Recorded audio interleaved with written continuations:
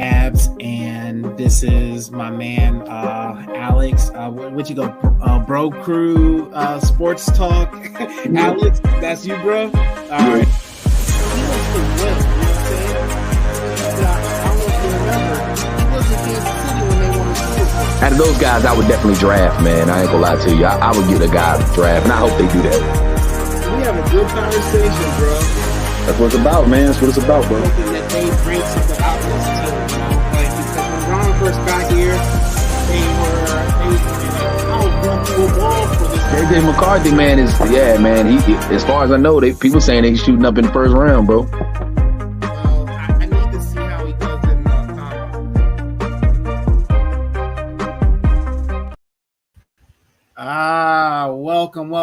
Welcome back. It's your boy Abz, and I'm here with my man, or down there. That's my man Alyx. Alyx, how you doing, brother? Been good, man. Been blessed, man. You been doing all right? Man, I can't complain. My daughter's healthy, and that's all that matters to me, bro.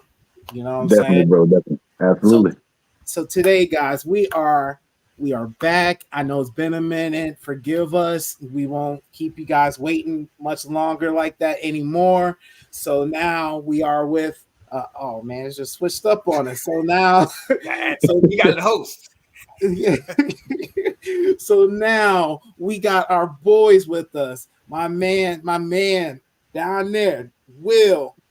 Will, how you doing, my man? Oh man, I'm doing great. This is an exciting week. New league year for our Commanders. A totally different team. This is big.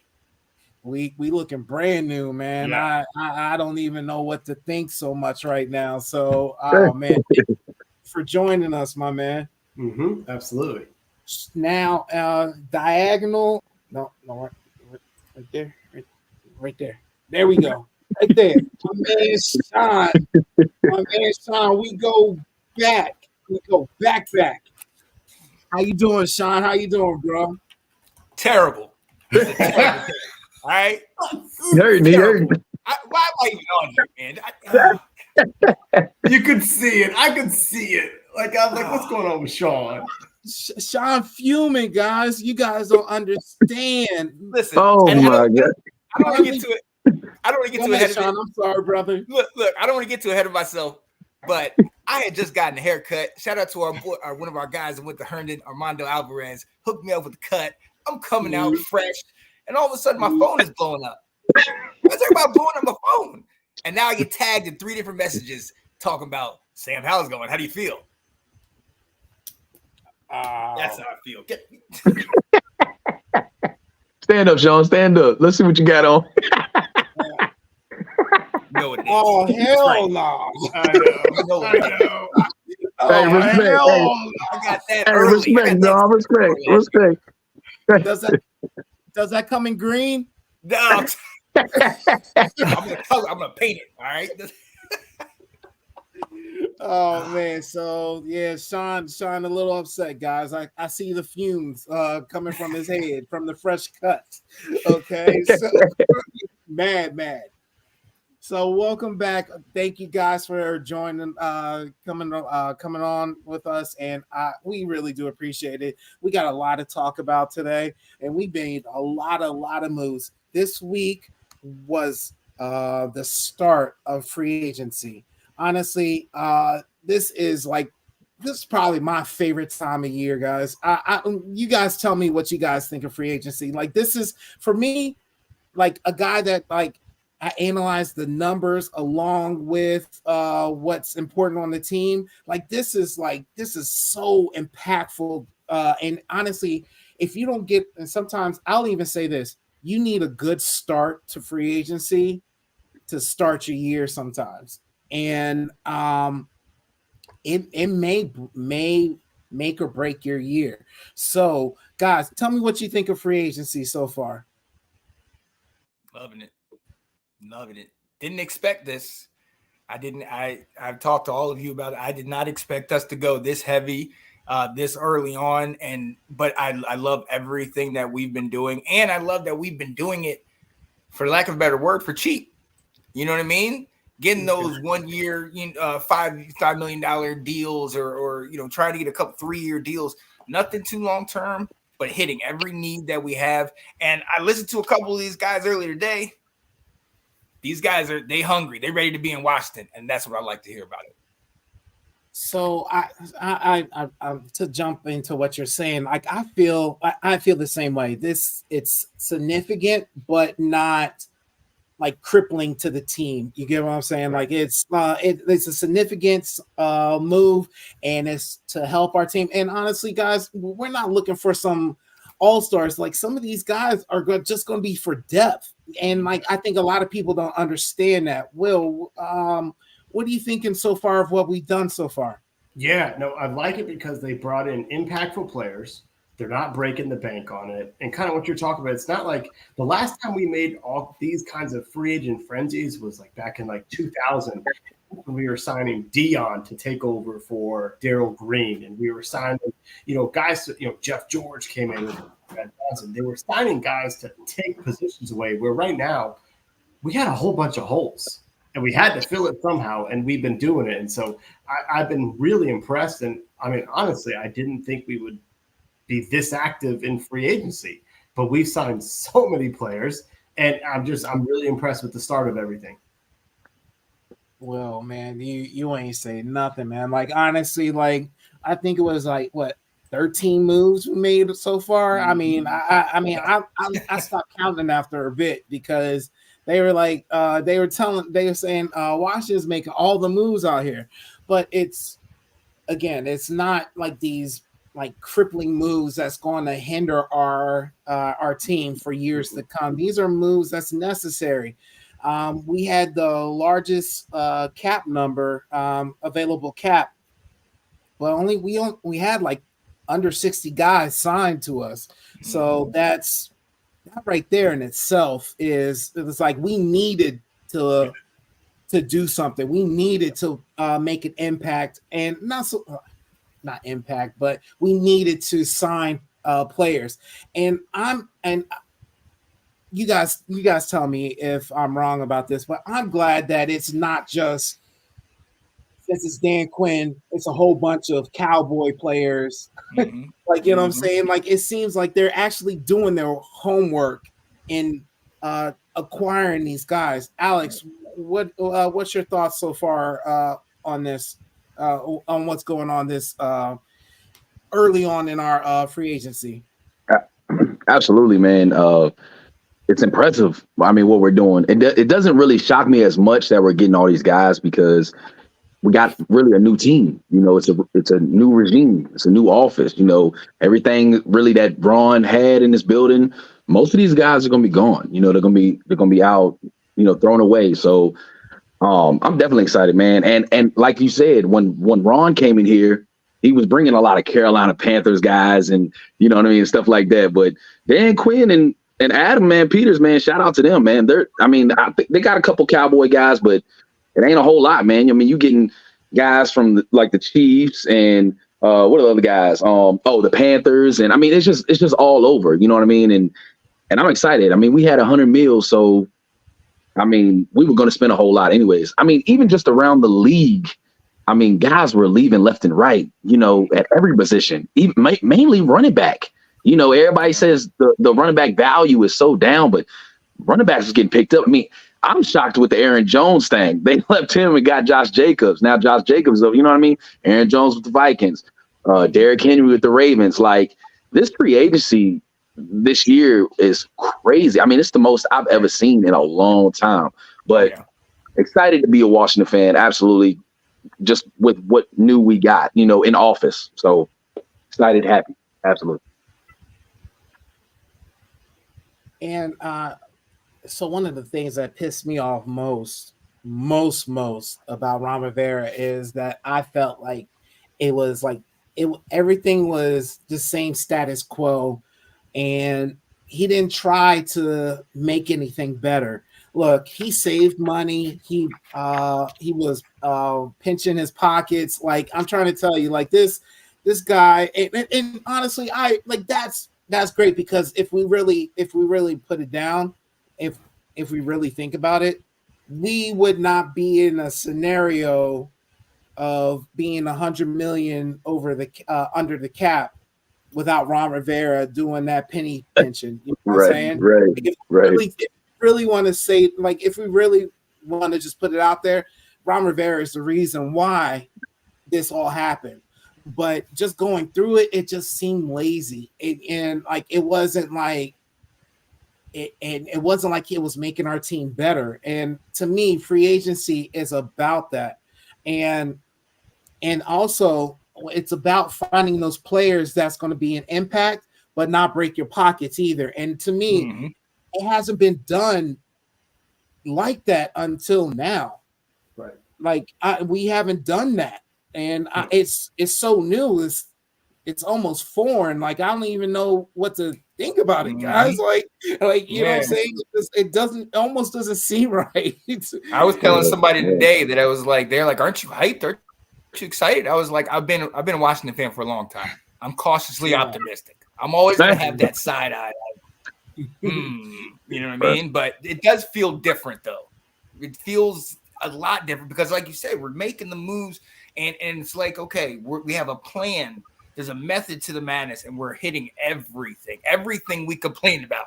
We had an issue with the long snapper, took care of it. Had an issue with never getting a quality linebacker. We got 2. You know what I mean? We're doing things that we're not accustomed to. So it is a weird feeling. It is kind of like, this is good, right?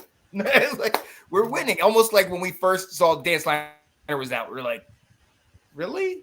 Is he really gone? You know? It finally feels like we got brains in the building. Yes, you know what I'm saying? Because Ron, it just like, you remember for years, like we was like, okay, are we going to get a dominant linebacker like Jack Del Rio, Ron Rivera? Y'all are linebacker guys. Come on, bring a linebacker in. And it's like year after year, nope, we're gonna keep Mayo on the board. Right. But yeah, we finally got brains. It's like the big one was like Bobby, Bobby Wagner. It's like he's coming to Washington. Like seriously, Right. You know what I mean? Right. That right there is like this new office, this new brains in here. They're not playing around. They're trying to make a football team happen. You know what I mean? Absolutely. Guys, I agree with everything you guys are saying. Like honestly, it's just so brand new, so refreshing, and almost scary. Like I sent a meme to you guys. Like, are we going to do something? Like that first day was kind of like, are we going to do something? Like, you know what I'm saying? And then right when that got sent, it was like boom, boom, boom, boom, boom. He said, "Hold my beer." Right. That's what I was thinking.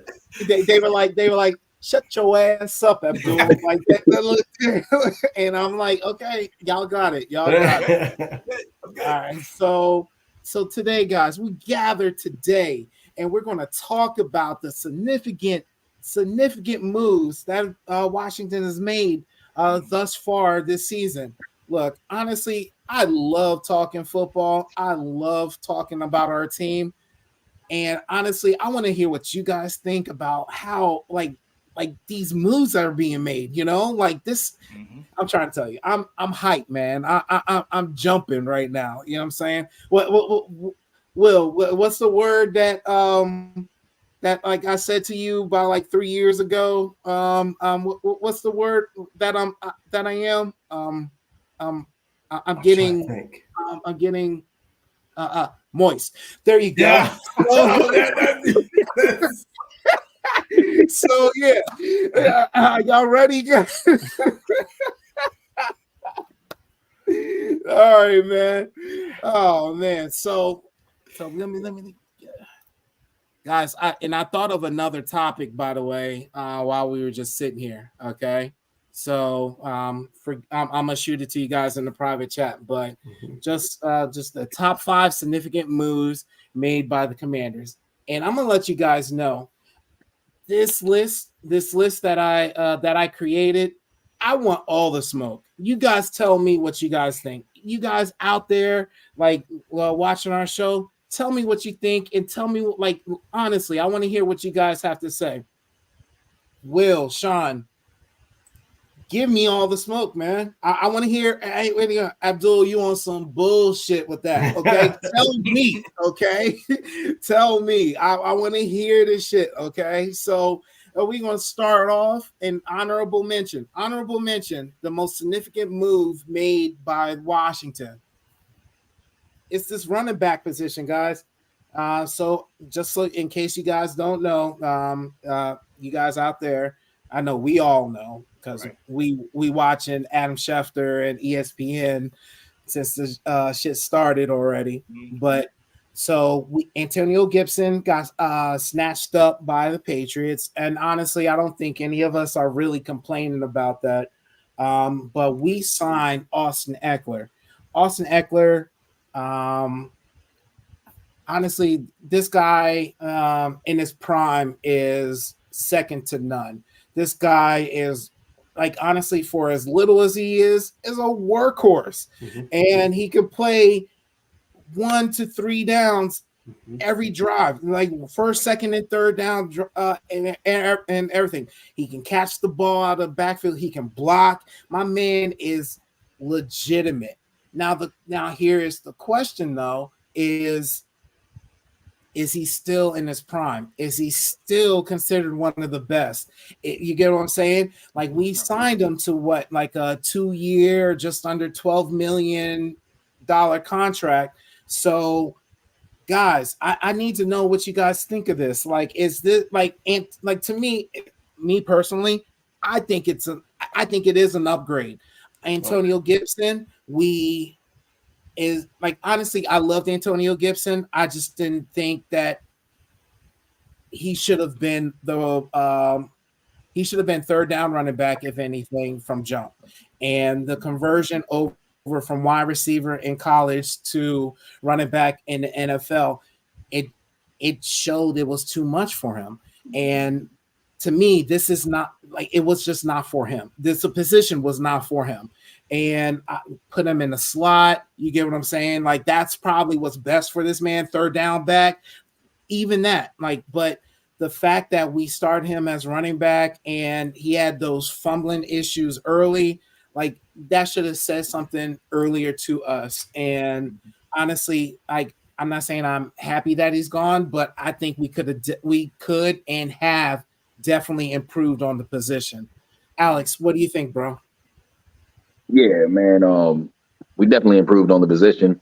I was one of those guys that liked Antonio Gibson. I did, especially for this Cliff Kingsbury air raid. If that's what we are going to run, I was hoping that, if we did sign Antonio Gibson back, maybe they would have probably put him at more wide receiver than third down running back.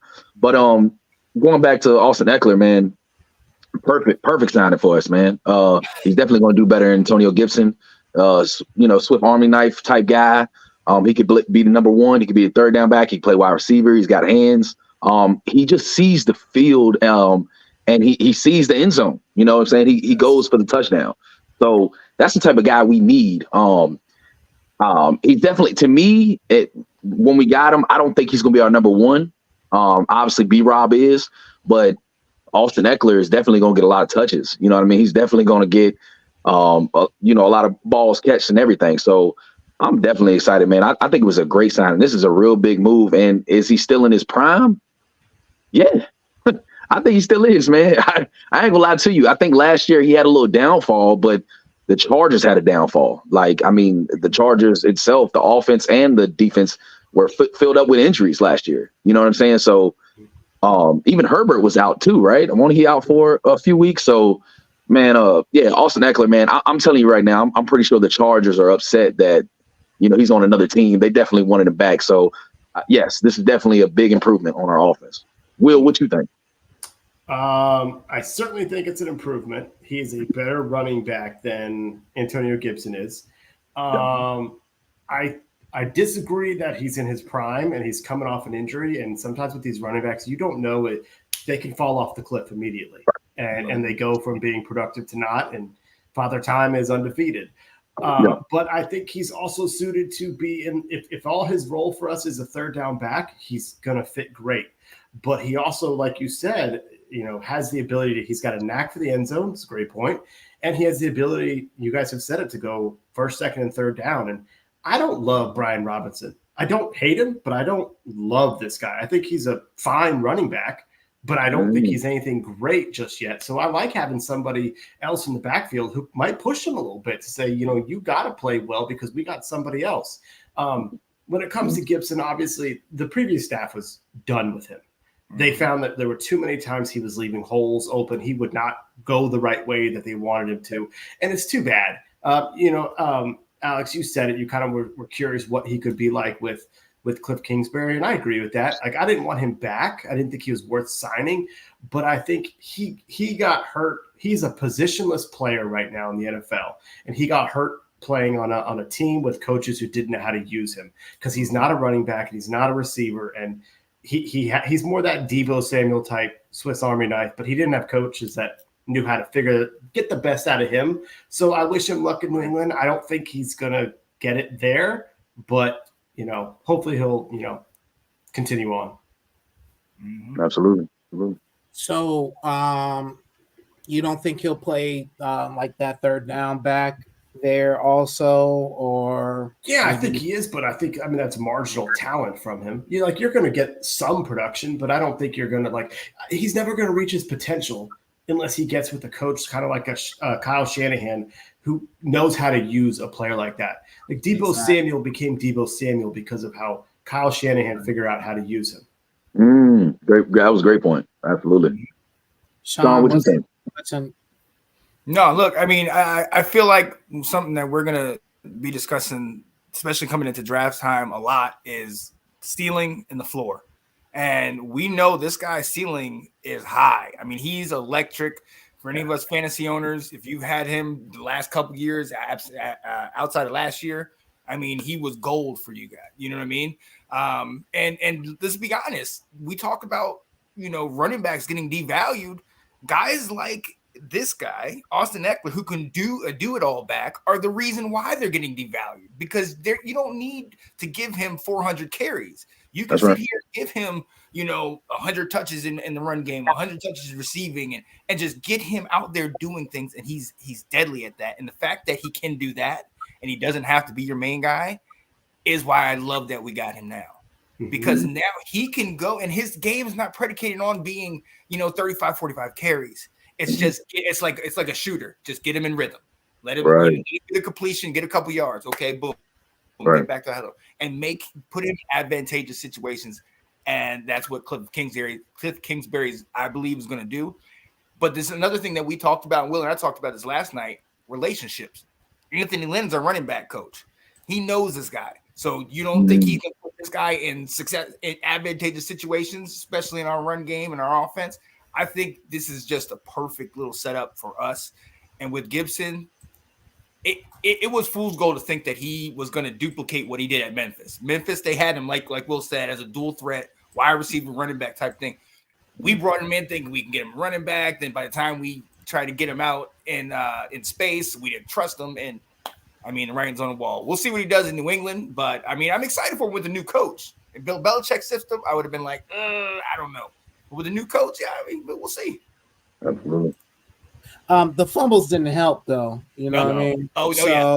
You know what I'm saying? He's patience with the motherfucker real quick when the fumbles could be coming out and everything like that. So, like that's another thing to really look at and consider, Yes. All right. So moving forward, okay. So I think we all like the Austin Eckler, and we really just question if he still got it, And I mean, I think we thought the same thing with who was the third down back just a year ago? McKissick. I think we all thought the same thing about him too, I know I questioned it when we signed him. I was like, who the hell is this guy? But we were pleasantly surprised come game time. So I'm just hoping for the same thing. And honestly, I like Will's take when he's like basically saying that hey, we got this guy that could take your spot, so you might need to step up, Brian Robinson.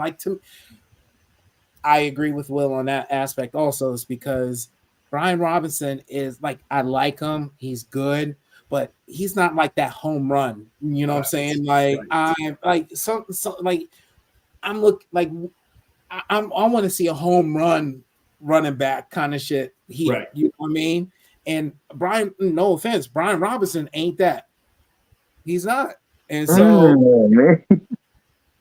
say what you think. Bro. Hey, Say I'm gonna hurt y'all, man. He's not. You're right. I know what y'all saying. Hey, he hasn't done that, but I see the potential in the dude. To be honest with you, I think he's gonna be, and this is saying big, and I know I might drag this out, and I might be tripping. Y'all might think I'm crazy, but I think he's gonna be better than Clinton Portis. Get out of here! Oh my goodness! Oh, yeah. Oh my goodness! I mean, I think B-Rob that dude. Hey, I ain't gonna lie to you. He was and this ain't saying much because the whole offense was terrible, but he was the bright spot on our offense. Like he did a lot on our offense. You know, he had to. I mean, when like on the third down back with Antonio Gibson, when we didn't trust Antonio Gibson, we trusted in B-Rob. B-Rob last year, we saw that he could catch. You know what I mean? We was like, oh man, B-Rob can also play third down back also. So I don't know, man. I to be honest with you, there were some games where EB only gave him 6 to 8 touches in a game. And it was like, y'all know that we needed to run the ball more with B-Rob, and Sam Howell kept passing. That was EB. So we didn't really see the whole potential of B-Rob. Like, it's still growing, man. I see big. I don't know. That's just me, man. Again, my opinion, but I agree. I don't. So, you agree? Thank you, Sean. That's what I'm talking about. So, B-Rob, that dude. Any of us are disagreeing with what you're saying.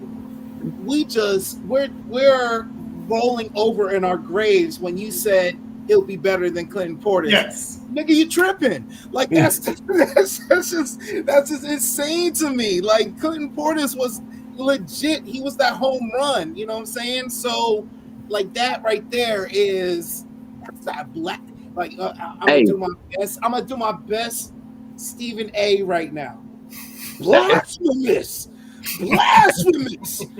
Hey, I will say this. I will say this though. There was another bright spot that messed up on injuries, but I thought he was the next big thing for us too, and that was Darius Geis. But you know, the injury messed him up. It wasn't just the injury. Abz twin. And him doing. I know what he did. Yeah, self-inflicted here. Right. But man, that dude had potential. He could have been the next big thing for us, man. But yeah, he did mess up. But Abz twin. That's Sean. That's so good. Alex, do you know this story? Wait. What's the story? He looked like Darius Geis. He went to a game and somebody posted on a Commanders fan page. Is Geis at the game? Quit playing. Yo, they did. Yo, it went viral, bro. It really went viral. Yo, that's crazy. Y'all got to show me that. Y'all got to show me that. Oh, it's funny. That is funny. But going back to Darius Geis, man, I saw a lot of potential in that dude, man. Like I really thought, I was like, man, this is our next big running back, man. But you're right, a lot of things happened with him and him doing stupid stuff off the field. Geis, it was never about on the field talent. He slipped because everyone knew he had. Right. Like I don't think anyone thought he was going to have domestic violence, but they just knew he had a screw loose. Yeah, a lot of teams passed up on him, so I agree. Yeah. But the thing with Darius, and so I'll just add this: Darius Geis seems more like the home run. He was more of a home runner than Brian Robinson to me. You get what I'm saying? Mm-hmm. So I mean, like Brian Robinson's like. Granted, he got shot and everything like that. I'm not trying to, like, you know what I'm saying? I know Sean was trying to be like, he got shot, man. What you expect? I know that's what Sean was itching to say. I know he got shot, man. But I'm just saying, like, he started, like, it looked like he's starting to come to last year, and if he got more carries and everything, maybe we would have saw more. But to again, his running, just his running is not home runish, and maybe it's our system and stuff like that. Yeah. And I mean, we can talk all day about that, but it just did not seem like this guy can break out and do like 60, 70 yards and shit. So, Sean, tell me what you think running back. No, I think everything you just said is correct. And I think it's hard for us to look at Clinton Portis with a full body of work in Denver and Washington and then compare him to a guy that has only been here for a couple years. However, I will say if you take 5 gunshots and you're the 50 Cent of the NFL, you need to get that respect. Jeez. Come on. No, but the potential is there. Hey, Sean, much love, dog. I appreciate it. No, but the potential is there. And if I see it. Me and Sean see it. We see it. We see it in him. I'm weak. Okay. Okay, what's up, Anthony? You showing some love. Wait, did I see it correctly? The traded how? Yes, sir. They did. Thank you for rubbing it in again. I appreciate it. I love Oh my God. Oh my God. It got Sean all twisted up over here, okay? A veteran back can always help a rookie quarterback, seeing as how I'm sure you'll draft one at 2. Some of us hope so. Yeah, I think. I know about that. All right. Oh, Lord. Oh, my God. All right. Next honorable mention, guys. All right. Next honorable mention. Doesn't even have to be big conversation. You know what I'm saying? Significant move made. All right. Bye-bye to Joey Sly and welcome Brandon McManus. Guys, this right here is, it speaks for itself. Joey Sly, we've talked about it. Joey Sly got the strength in his leg. He can hit 50-yarders. Wow, like just crushing them things. But when it comes to extra points and field goals, 40 yards, the shit that he's supposed to make, can't do it. He just, where the hell does he go, guys? Yeah. Where does he go?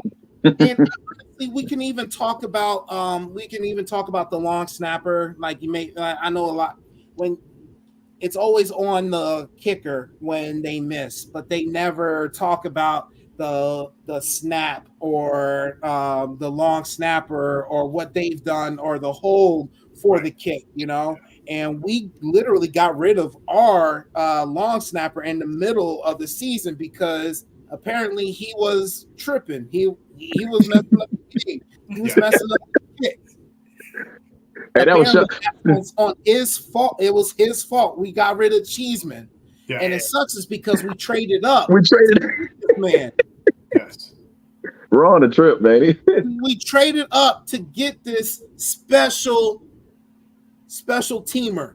Like you get what I'm saying? So guys, so this is like two things. We got a new kicker and we got a new long snapper. Was it Tyler Orr? Is that I think I never put it down, but I think it's Tyler Orr. Yeah, Tyler Ott. My apologies. Tyler Ott. Yeah. Guys, tell me how significant is this for you guys? Yeah, I talked to Bill yesterday. I didn't even know we were in the market, even though I agree with you about Joey Sly, but I didn't know we were looking, Shout out to Tina. Tina Winter, diehard Broncos fan, said she was a fan of McManus. So I'm excited about it. I heard he's like elite, within 40, I think it is, or something like that, or 50. he's within 50. But I'm excited to see what he brings to the table, but we'll see.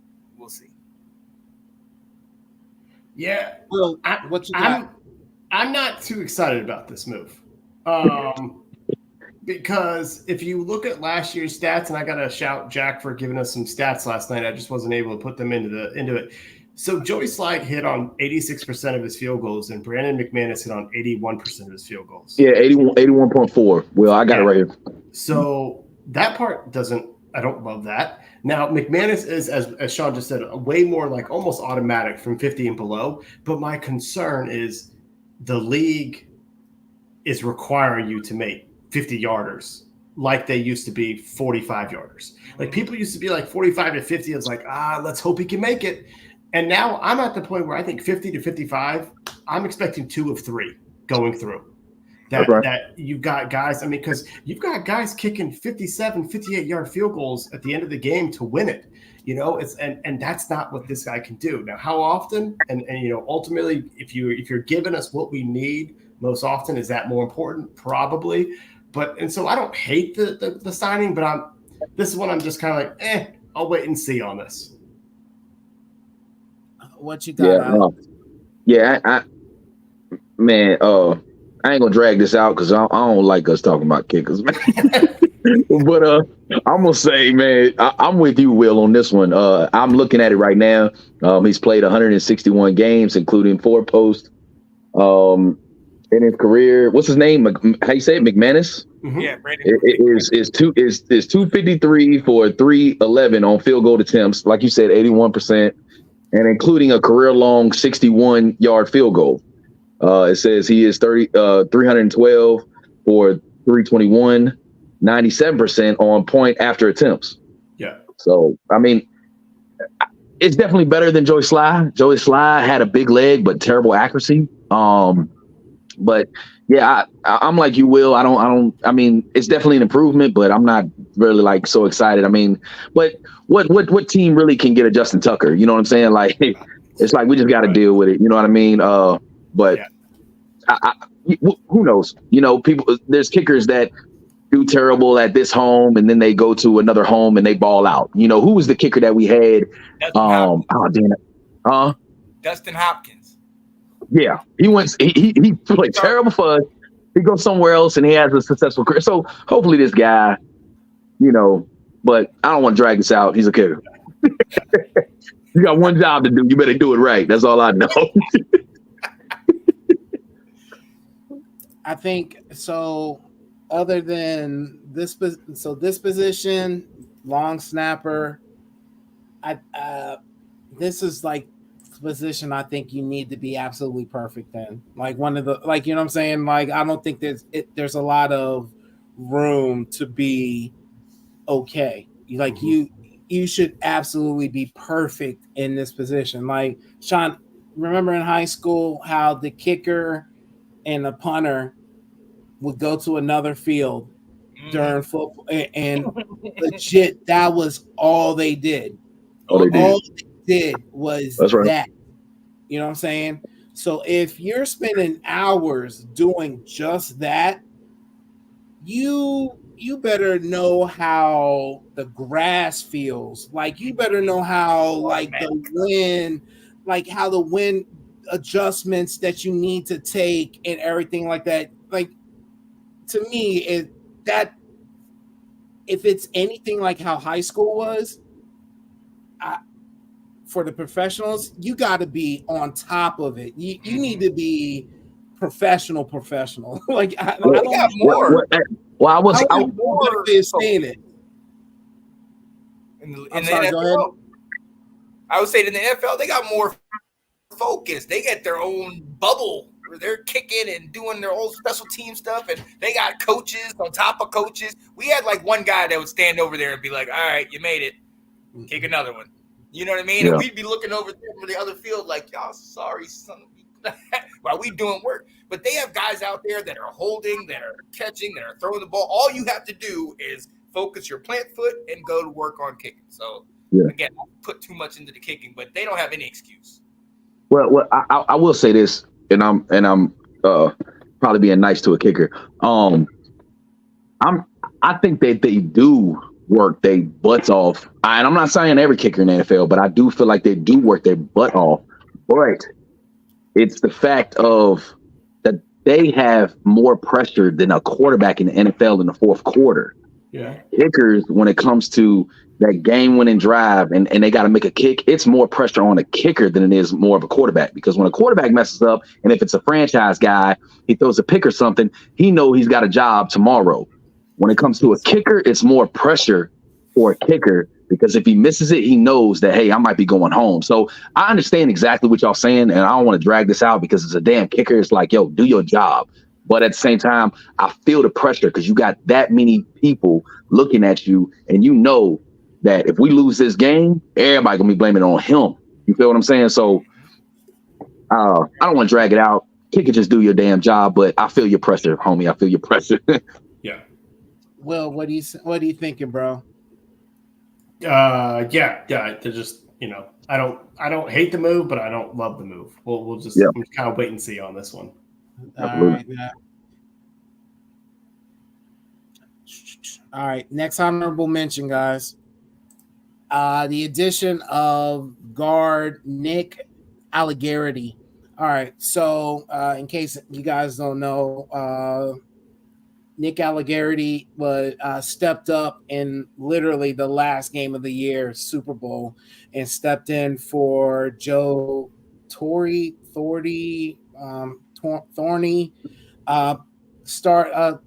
starting guard for the Kansas City Chiefs, and he got injured in the game and still finished the game, guys.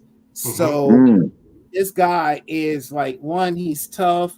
One, like, you know what I'm saying? He stepped up in the most important, most televised game of the year, and he did a phenomenal job. The dude stepped in, and there wasn't much said about, like, he barely had any flaws in this game. Right.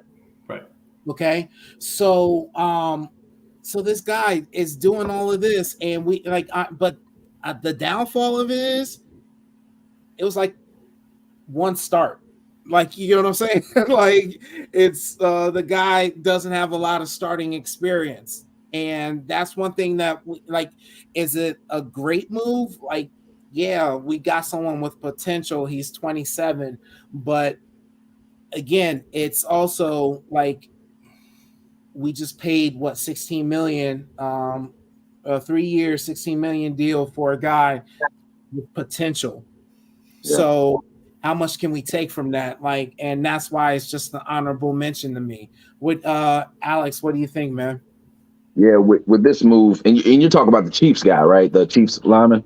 The Chiefs guard, yes. Yeah. I don't know how you say his name, but with this move, man, I'm more leaning towards, believing in Adam Peters with this. I have to trust Adam Peters with this move and just believe in him in this one. But I watched a little bit of film on him. Again, he doesn't have a whole lot of film because he wasn't the starter. But when he did get in, he showed that, he has some promise. So I'm going to believe Adam Peters because Adam Peters we trust, and I'm going to believe in this move, man. And that's what we needed, though, because what Ron brought in, with the remember the center that we brought in, and oh man, I just don't even want to go in with the Ron situation, but y'all know what it is, man. Ron was just but I'm gonna believe Adam Peters on this move. So yeah, I'm excited. This is very important for the offense. Absolutely. So I'm gonna just add this. That's one of my, when I saw this signing, I was like, another Chiefs lineman. Oh. right. Like, I was just like, this is not, like, I don't know. I didn't know what to think about it. So, and in case you guys know, we still have that Chief. I forget his name. What's his name? Wiley. Mm-hmm. Yeah, Wiley.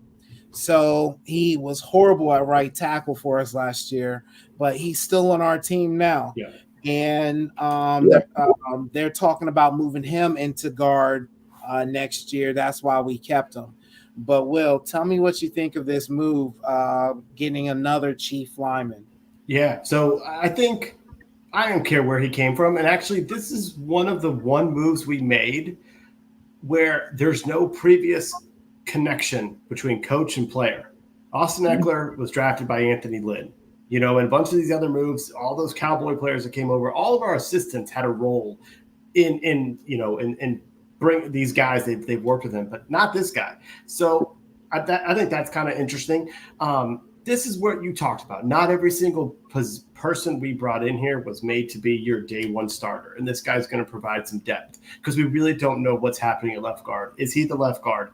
Are they going to draft somebody? I will just point out, since you said we can, Andrew Wiley to left guard is all fan speculation. The team hasn't come out to say that that's what's happening. But we all sit there and say, why don't you put him where he played better for the Chiefs? Right. And it would make sense, but that's not a known commodity right now. Right now, he's our right tackle.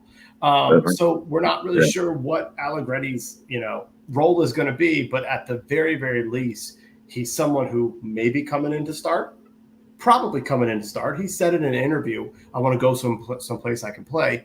But nonetheless, he's going to bring toughness. Travis Kelce said he's the toughest mother he's ever played with. And he even said, next to my second favorite, toughest mother to play with was Andrew Wiley. He goes, and now both those guys are in DC. So he's helping to bring that culture as well. Yeah, I like what you said, Will. That was did you good. Say Travis Kelce to DC? No. No, why? No, his brother Jason, he's going to be the center. That would be nice. Sean, tell me what you think, brother.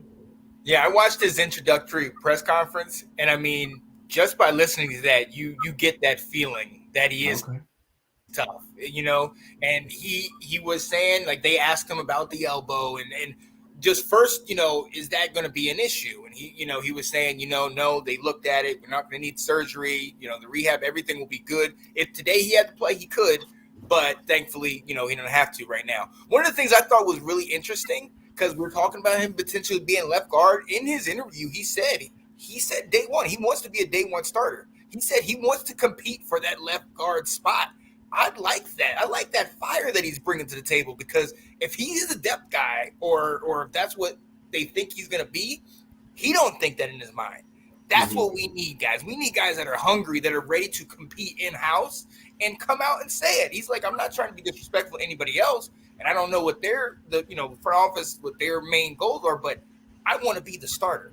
And then he said, I saw that they got the guy at the center, so that's fine. Center and left guard are the two reasons why I wanted to be, so I can get an opportunity to be on the field. They asked him, what can you contribute? When somebody talks about you, what can you contribute? He said, physicality and effort.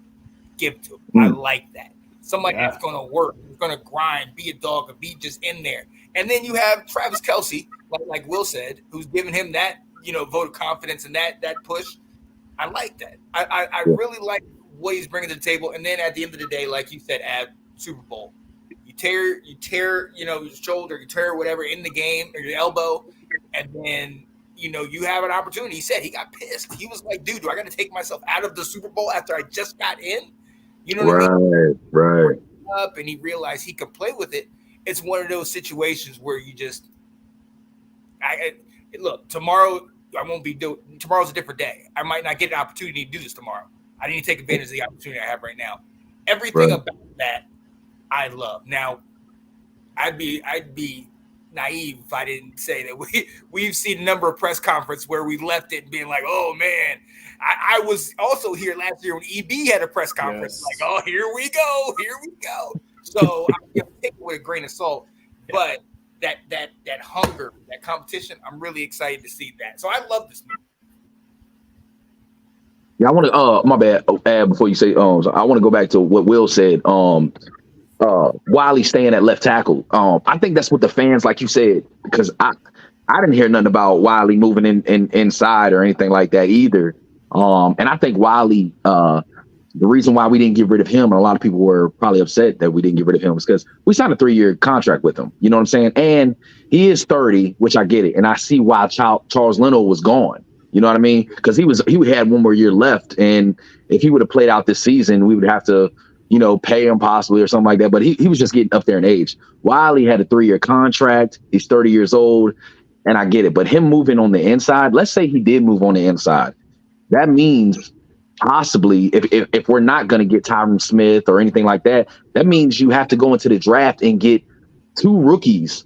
Okay, mind you, 2 rookies on the left tackle and the right tackle, and mind you, for a rookie quarterback, That's not very smart. So Wiley, I feel like he's going to stay at the left. You know what I mean? We got a new center now with the Dallas dude, and then this new dude from Kansas City, another Kansas City guy. So I think maybe a rookie will probably be at right tackle. Maybe I don't know, unless we get Tyron Smith. I don't know how that's going to work. But my point, going back to Will, Wiley should stay at left tackle. To be honest, I don't know what the rumor was of him going inside. Go ahead, Ab. My bad. No, it's right tackle, and no, you're straight. It's right tackle. My bad. The whole thing is that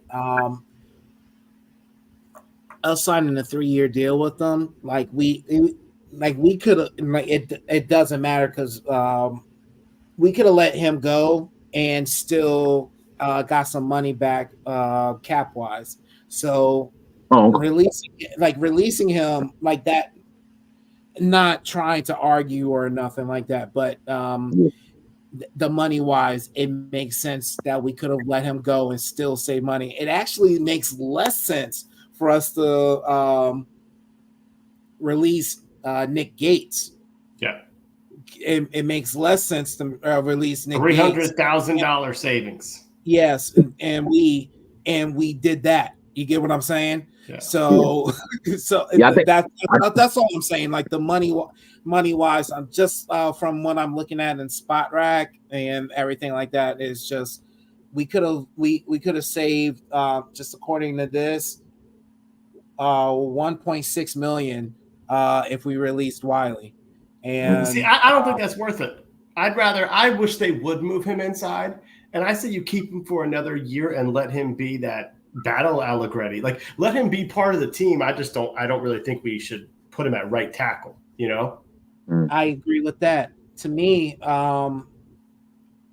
especially because we need depth. Like to me, you know what I'm saying? What's 1.6 million? You get what I mean? Especially when you need depth. And honestly, just because we don't do it now doesn't mean we can't do it later when the bubble. You get what I mean? Like, what if we draft somebody that will actually be better than him, or we see that's better than him, and just because it's not us releasing him now doesn't mean it's not going to happen later, guys. Right. I got you. Definitely. Just moving forward, guys. I just added this honorable mention from us talking, okay? And it's one of the bigger issues that I saw, but it's not enough to be in the top 5. I wanted to add this in here. All right, this secondary and safety. Kendall Fuller going to Dolphins. Cameron Curl, I haven't seen anything. He's still out there, I think. Yeah, bro. But we signed Jeremy Chin, and Jeremy Chin, former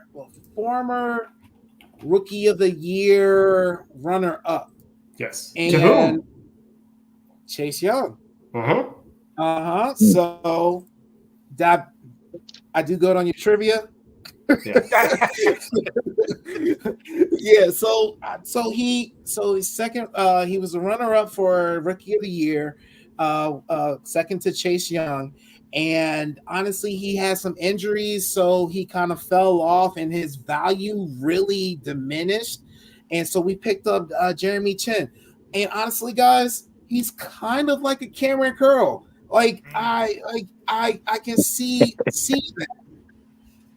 So we legit just got a cheaper Cameron Curl, guys. And Cameron Curl's probably still out there. And no offense to him, because he 7th round pick. Will? Yeah, 7th round pick. He's probably going for the bag right now. So he's not letting anybody just give him any bullshit offer. Even though this is probably the most messed up market for safeties that I've ever seen in my life. No, not messed up market for any position I've ever seen in my life, because all these safeties got released or are available, and not just any safeties, guys. It's like an oversaturation of all pros, Pro Bowlers that are out there and that are still good. Yes. That are still good. So that right there, when that happens, it diminishes their value. Yes. Like we thought that running backs were going to be people weren't going to pay for running backs. After you see this safety list, nobody's going to pay for safeties now. And to me, and I understand, we just picked up like 2 safeties last year. I understand it.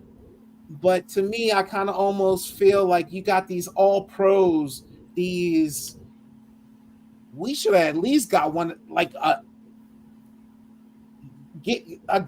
a safety ourselves. Guys, tell me what you think. Like, are we not taking advantage of this oversaturation of safeties now? I like Jeremy Chin. I think that was a solid move for us to get. And I get it. I get there is oversaturation, and I think that's the Cameron Curl thing. So as far as Jeremy Chin, yeah, I like that we made that because he can. And I've been talking to Will, Alex, all of you about he can play safety or he can come down and play a little linebacker. He's mobile. He's flexible. We can do that. So to your point, Ab, yeah, this is just a little bit better Cam Curl. Now, as far as Cam is concerned, we've all discussed it. Like, he was good for us. But what is Washington good in the Ron Rivera era once you move on to other places? Is that like average to below average elsewhere? You know what I mean? Like, how many of our guys could really leave us and be day one starters elsewhere? What, 2, 3 guys maybe? You know what I mean? And adding Tress Way in there because he's definitely a day one. But I mean, I think we did good with getting Chin and Curl. Once he did his old deuces, I was like, all right, there it is. Yeah, I'm gonna say when it comes to Cameron Curl, I think he wants more than what he's worth. You see what I'm saying? I think but I did like Curl, but this Jeremy Chin, right? That's how you say his name, Jeremy Chin. I really like him. I think, again, like you said, Sean, the hybrid type guy. You know what I'm saying? I think he's going to play more linebacker than anything. He reminds me of an upgraded Landon Collins. Remember Collins when he played strong safety? He had some flashes, but he wasn't very good at it. But then when he played linebacker, he was really good at it, or at least decent. This guy, I think he's got the nose for the ball. He's going to be hitting people. He might even play a little bit of a slot. When we got the linebackers out, he might dish out to the slot a little bit. But I think he's going to play more linebacker than anything. The starting guy that I think, and Will back me up on this, is Quan Martin. He's going to be our starting. I believe. Oh my goodness. But I believe in Quan Martin. Ab, I don't know if I talked to you about that, Ab, but what I saw and I told Sean about this. What I saw last year is when Ron started bringing in the fresh leg. Once Jack Del Rio got fired, he started bringing his fresh legs in. It's like you saw the bright spot of Quan Martin making plays, and I was like, oh man, yeah, that's first time he made a good play. I was like, oh yeah, that's the second round guy we got. Then he kept making more plays, and I was like, yo, this dude, man, we got to start watching this dude. Like, this dude nice, you know what I'm saying?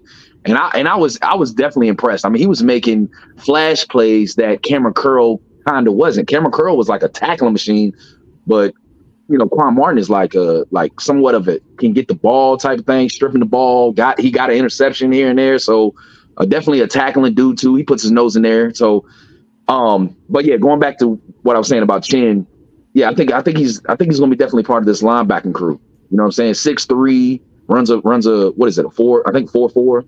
Yeah, man, he's going to be our linebacker. You know what I mean? To me, that in my opinion. What you think, Will? I think I agree with everything that you guys are saying. He's going to be this chess piece that the Joe Witt Jr. is able to kind of move around. So I'm excited for it, and I'm excited about the contract that they gave him. Ab, you're spot on where Cam Curl was just a victim of the market not being what we thought the market was going to be. And I think this.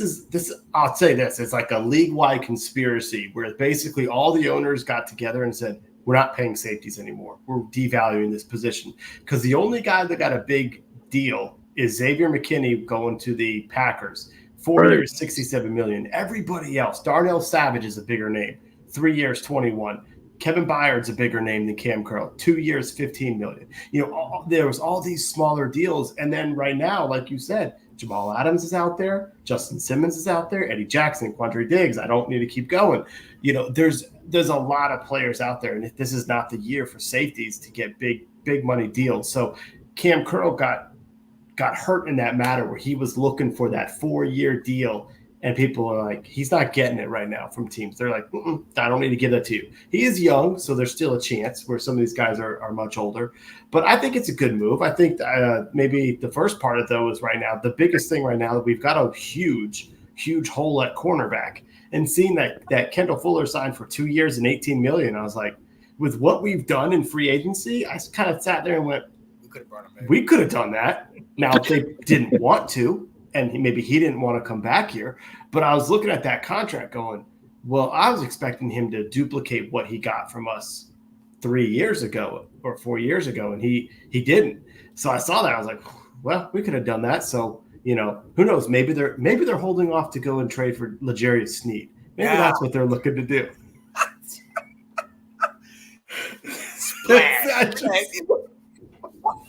Splash. I just had to check and see if you were paying attention.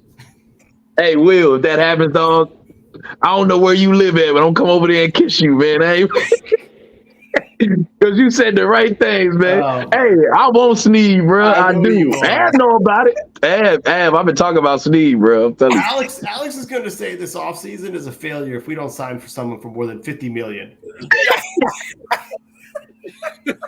He's craving that Albert Hainsworth contract. I am, man. I'm like, oh. Guys. Oh, man. So my thing is so this is what I was leaning toward. So to me, it's with all the safeties that are out there, all the all-star safeties that are out there and available, you almost have no reason not to have a sufficient safety core on your team. And like, to me, it's like, and especially when Will, you just said it, the value is getting lower. These players are taking less and less because of the market and the oversaturation of these safeties out there. So teams, you almost have no reason. Like, if you have if you have a bad safety core, that's your fault. It really is almost your fault because these players are out here and everything like that. So to me, it's almost like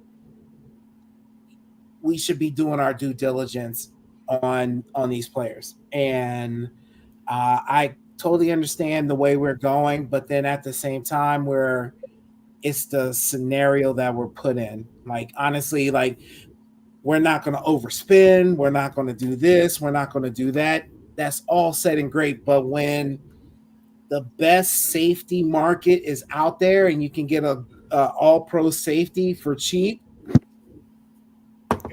we might have to reconsider or go to plan B or something like that in order to look at this. So that's where I was thinking of, guys. That's the line of thinking that I was going. All right, guys. So to me, got it. Okay. Good message, Will. So all right. All right, we're going to the top 5. Okay, real quick. So right here, number 5, top 5, addressing the defensive line. We re-signed Obata, adding Fowler, Armstrong from Dallas, and Farrell from the 49ers. Guys, this is the number 5 thing that I got, and I think this is sufficient. I think this was a big move that we've done, especially us dropping Chase Young and Montez Sweat last year, trading them off. But guys, we needed to do something significant to the defensive line. And honestly, this isn't significant, but it's sufficient. Mm-hmm. It is something that, and especially with the draft coming up, these aren't necessarily starters. Farrell and Fowler aren't necessarily starters, guys. Right. Honestly, and if you really think about it, these guys are way better than our backups from last year. Like we didn't have to get another Two-Hill or Right. same Smith, James Williams. Yeah. Smith. Yes, yeah, James Smith, yeah. Have to re-up with these guys. Like to me, like this is good right here because we still have the draft and we still picked up that extra third. We picked up that third from the Howell trade. So guys, tell me what Will, tell me what you think about this. Like to me, this is a good core for the defensive line. And this is significant because it trickles down to the cornerbacks. It trickles down to the linebackers. It trickles down to the safeties. Like this is good right here. I love these moves. I really liked Dorrance Armstrong and glad we brought him. He knows Dan Quinn's defense. He was a guy who was able to get 8 sacks when only playing 40% of the game. So I think that's pretty significant that now he's going to get a little bit more playing time. I like Dante Fowler in the fact that his role is to be a situational pass rusher. And he got recruited and coached by Dan Quinn at the University of Florida, played with him in Atlanta, went with him with Dallas, came to Washington. Like this guy knows to follow his coach because his coach puts him in good situations. I think that's pretty significant as well. And Cleveland Farrell, I knew he was going to be a bust. I've watched him enough on Saturdays down here in South Carolina to see that this guy was not worth the number 4 overall pick that he was. But he's also a different player. He's not a 10-digit sack player. He's a set the edge. And so as a rotational piece, sure, fine. Daryl Tapp knows who he was. He coached him last year. If he feels like he's an upgrade, I'm good with it. So I really did like these. And I feel like we've got players who can produce. And now, especially with that, we've got a few more draft picks than we did going into this morning. We have some flexibility in the draft to get another defensive end, to get another pass rusher, but it doesn't necessarily have to be in the second round now. Maybe we can be flexible. Maybe we go after him in the third round. Or it doesn't have to be that, okay, we got a quarterback, we got a left tackle, now we need to go get the defensive end, like we've all been mocking to ourselves, going through here. So that's what I think is exciting about these guys. And if they want to take a flyer on a little bit of a project, a raw player that's got talent, they could do it because it's not we need you to start day one. Right. It can be we can groom you into our defense for next year. So I think this is all good. Oh yeah. Hey, Sean, tell me what you think, brother. No, yeah, I think Will hit it on the head. I think at the very least we know that these guys are great depth players, and like you said, they're far better than what we have. So then now when we go into the draft. Now, like Will said, we don't have to make this the focus. Now we can go in here and kind of have the luxury of saying, okay, let's scout, let's look at this, let's doesn't have to be, this has to be the guy. Like we can rotate. And the other great thing about this is if you ever look at those great defenses, yes, they have those marquee starters, but they also have that great second team that comes in and is able to give those guys a breather. You know what I mean? On those long drives. So now you guys, and they're still producing. You talk about Dorrance Armstrong and some of these guys and how little they might have played, but the production that they were able to get. Now that they have more opportunity, now that's going to create more of them, being able to be on the field and be explosive and get these opportunities to dominate. And I'm excited for it. Long story short, there's 2 guys that all years I've been with you guys, I've talked about all offseason. I've always wanted to get them on a flyer in free agency. It's Bobby Wagner, not Mike Wagner, Bobby Wagner. And the other one was Dante Fowler Jr. Every single year, I'm always like, yo, this guy's cheap. Let's get him. He's available, whatever, what have you. And like Will said, he does travel with Quinn. So I love that we're going to get this guy now.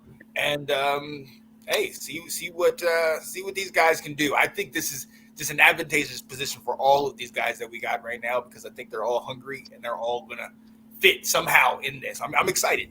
Mm-hmm. Yeah, y'all said it spot on. I mean, all 3 of y'all said it definitely spot on. I think out of all the guys that we did get on the D line, Armstrong will probably be the main one to probably start, but they seem like all depth players to come off, rotation players, definitely. But out of all these guys, it makes me wonder, are we going to run a 4-3? Are we going to run a 3-4? Because Armstrong is a 4-3 type guy. Farrell, is that his name? Farrell, I can't think of his name. Farrell, he's a 4-3 type guy too. Fowler is a 3-4 guy. You know what I'm saying? So I mean, it just makes me wonder: are we gonna, are they gonna play a whole lot of times back and forth, rotating each other, and are we gonna go to a 4-3? Are we gonna switch back to a 3-4, 4-3, 4-4? Maybe what is it? A 5-2 or 5-3? Shoot. Or 5. I mean, yeah. I mean, anything. Yeah, absolutely. So it's definitely. I mean, I'm definitely excited, man. And like you said, Ab, they were definitely better than what we had here. You know what I'm saying? So I'm definitely excited, and I think we will be getting some in the draft. Especially like Will said, we got some more draft picks because Sean, the reason why. But yeah, I mean. Definitely, man. I'm definitely excited for this D line, and I think we're going to blitz a lot more this year. I really do believe that. I think we're going to blitz a lot more. I think we need to get after the quarterback. So, and I hope they move them around more. What do we always think about Dan Quinn and what he did for Michael Parsons? Let's move these guys to different spots and have them rushing from all over the place. Like, come on, man. I think, and going back to what you said, Sean, I think Dan Quinn is like that. I mean, that's what he did in Dallas. He moved guys around. And to be honest with you, Dan Quinn is coming, man. Like Adam Peters and Dan Quinn, these guys are not playing. Like I think Dan Quinn, this is his second chance, and he don't want to mess this up. You know what I mean? Because he had Atlanta, it didn't work out. You know what I mean? And this is his time. It's like, man, they're making moves. Adam Peters is smart. He's like the brains, and Quinn is just like, you know what? I'm gonna get this team the way I want it, and I'm not gonna fail in Atlanta. And I think he's gonna show something in that Dallas game. Like I really think, how Dallas ran it up on us. I think Quinn ain't gonna let off the gas. Like if we're hot and we look really good when we come to play Dallas, man, that's gonna be a statement game. Absolutely. Let's go. So. To me, and guys, we also can't forget that we still have the two defensive ends that we got last year. Was it Andre Carter and KJ Henry? KJ Henry. Yeah. So, guys, so we still have that, and KJ Henry, like even though he was robbed of one of his sacks last year, like he had a little bit of promise on him. So I was very impressed with that. Just so you guys know, and for the draft, so with the updated draft picks, and that's what I was looking at before. We don't have a 4th or a 6th rounder anymore with the Sam Howell trade. So that was with that update. So that I don't know. I may see a problem with that, but in the first 100 picks, we have 6 picks, guys. Yes, sir. 6 picks. Yeah. So I mean that's significant. The problem with it is that Sam is no longer on the team. the problem is that Sam is no longer on the team. That's the problem. Is that a problem? You know what? Hey, it's a big problem. Hey, Ab, go ahead and talk about it. We got to talk about it. It's time. We got to talk about it. All right, give me a second. Let's get this. I got some breaking news for you. And this is Ab. This is going to be, you're going to like throw a remote or something. Keenan Allen has been traded to the Bears for a 4th round pick. Oh. Now, here's a big contract. Not that we don't have the money to do it, but yeah, he went for a 4th rounder. The Chargers really got rid of Keenan Allen? So they released Mike Williams and then traded Keenan Allen? They had to. Yeah. No, they didn't have to, but I mean, they were in cap hell. No, because I'm sorry. Bosa restructured. Khalil Mack restructured. And then with the release of Mike Williams, that brought him under. So now they're really under. Yeah, now they're really, really under. That's crazy. Yeah. So all Keenan Allen does is make 100 catches a year. Now he's going to be catching passes from Justin Fields. Ball's going to hit the ground. Dog, I was just thinking that, man. They going big. Caleb Who Williams was Herbert passing to? DeAndre Carter? Caleb Williams is about to. I know. You got to be sitting here. You got Justin Herbert's probably. What did you just do? This is the move. This is similar to what Carolina did when they traded DJ Moore. Yeah, I'm gonna be a franchise quarterback, but I'm gonna trade away our franchise wide receiver. What? Right. Well, it tells me that the Chargers, because they're at number 6, right?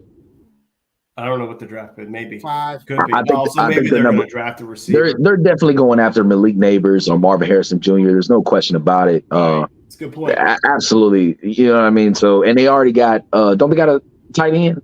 What's their tight end? Anything? Not anymore. Gerald Everett. They don't have him anymore. Was it Garrett Everett or something like that? Yeah, Gerald. Yeah, he went to Chicago. Okay, well, they might get Brock Bowers. I mean, I don't know, but they're definitely getting one of these top wide receivers. Absolutely. But that right there, Abs, is crazy. But it shows that the Bears, man, Caleb Williams gonna have a field if that's who they pick. Caleb Williams is going.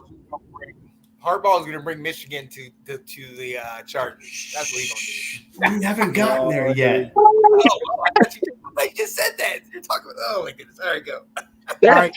Oh my goodness! It's almost our bedtime, so let's get. I'm yawning here. Okay. No, all right. So number 4, guys, addressing the center position, we released Nick Gates, okay, and we picked up Tyler Biadasz. Is that how you say it? Biadasz. So, in case anybody doesn't know, Tyler Biadasz is a former Dallas player, former starter. So honestly, this is significant in like 2 ways. First, we got a new starter at center, and that is in a very, very important position for 1, our team, 2, the offensive line, and 3, for a young quarterback. And so this is significant, and I love this pick right here. And we dropped that bum ass Nick Gates that we picked up with the bum ass leg, and I don't even know why we picked this mug up in the first damn place. But this is great, guys. I mean, we saved a cool $0.3 million on this man when we released him. So, guys, what are your inputs on this? Well, the reason why we got Nick Gates was because of Sorry Braun. and he was desperate for a center apparently. But yeah, going back to Tyler, the center, I text a lot of Dallas fans because Dallas, I talk smack to Dallas fans every time we make moves. And when we got Armstrong and Tyler at the beginning, they really didn't sweat Armstrong as much. They really was like, man, y'all got Tyler, man. That dude is nice, man. I mean, as far as I know, Zach Martin was their starting center, and y'all know Zach Martin had injuries like crazy. So this dude Tyler, how you say his name? Will I don't know. Biadasz, yeah, bro, yeah, he's a baller. He's a baller, and I think I don't know. Don't start me from lying, but I think he made the Pro Bowl, didn't he? I think he did. Yeah. So. This dude is, we definitely need a center. Again, he's the leader of the line, So I think this is definitely a smart move. Dallas is really hurting on this one. I mean, they said that they really, really wanted him more than Armstrong. You know what I'm saying? So, yeah, this is the most out of the line that we got in free agency. This is the guy that I'm more excited about. Absolutely. Well, what's up? Well, I don't love paying free agent centers. I would rather you build that position through the draft, but we haven't had a chance to do it. They drafted Ricky Stromberg. I loved the pick last year, but he got hurt and he hasn't developed because of it. So if you're going to draft a rookie quarterback, what better way than to get him someone who can really help him out? And I think that's going to happen. That was part of the problem for Sam was he had Nick Gates who couldn't figure out where guys were blitzing from, and then the floodgates opened only for half the season, and then the rest of the season we had good line protection and line calls, and then he wasn't good. So I think this is good for if you're going to bring in a rookie quarterback, you got a veteran. The only concern I have with Biadasz is he's got some great numbers. PFF loves him, but you got to remember he had a Pro Bowler, he had an All-Pro, not a Pro Bowler. Forget the Pro Bowl. Anyone can make that. Guys pass on it all the time because it's in Orlando. He had an All-Pro next to him in Zach Martin. He had a left tackle who could be a future Hall of Famer. He had some really good pieces that also helped him look good too. So this will be a chance now where he's got to kind of step up and be more of a leader. And so I think it's an opportunity for him. But I do think it was a necessary move in the position where we're in. Yeah. I can't help but just think of what Sam is thinking. He's like, are you kidding me? I sat sacked 65 times. Now you bringing all these guys in here? You daggone gave me Gates, the guy who we broke his daggone leg, and now he's my center. And you gonna get this all-pro center coming? Come on, man. But at the end of the day, the best part about this is, like you said, Will, this is a quality guy that we're taking from Dallas. This is beautiful. If I can't get Micah Parsons, I'll take this. And the picks that we got, are the three guys we got, I'll take all of that. If I can't get Micah will come in time. We get Micah, man. I can see that shit. I can see that. He coming. Once we give him that whooping this year, he'll be like, coach, can I come with you, coach? Like, Dan, I want you. Dan, I'm coming. Let me tell you guys this. With us getting Dan Quinn as our head coach, we better not lose one game this year to Dallas. I'm being so dead ass about that. We better not lose one game. He better give us all the tricks. Like, what was it? What movie was it when they were like, if you see the whites of his knuckles, then Rush. The Philadelphia movie. Yeah. Invincible. Yeah. That was a great one. Yeah. Nah, it was the one you talking about with Adam Sandler. No. The Longest Yard, I think. Was it? No. Oh, no, yeah, I know what you're talking about, though. Want it that one? It was the Mark Wahlberg one. If you see the whites, I know the Mark Wahlberg one. I thought it was the program, so maybe I'm wrong. You know what I'm saying? But that's all Waterboy, so we're all wrong, right? Yeah. Okay. All great movies, guys. All great football movies. I'm sure. But he should be giving us all the secrets, you know what I mean? That's what I'm looking for. And so I expect not to lose one damn game against Dallas, okay? All right, moving forward, guys. All right, we're at number 3. This is the meat and potatoes, and I think this is where, honestly, this will get us hung up a little bit longer, but let's just try to get through it. Number 3.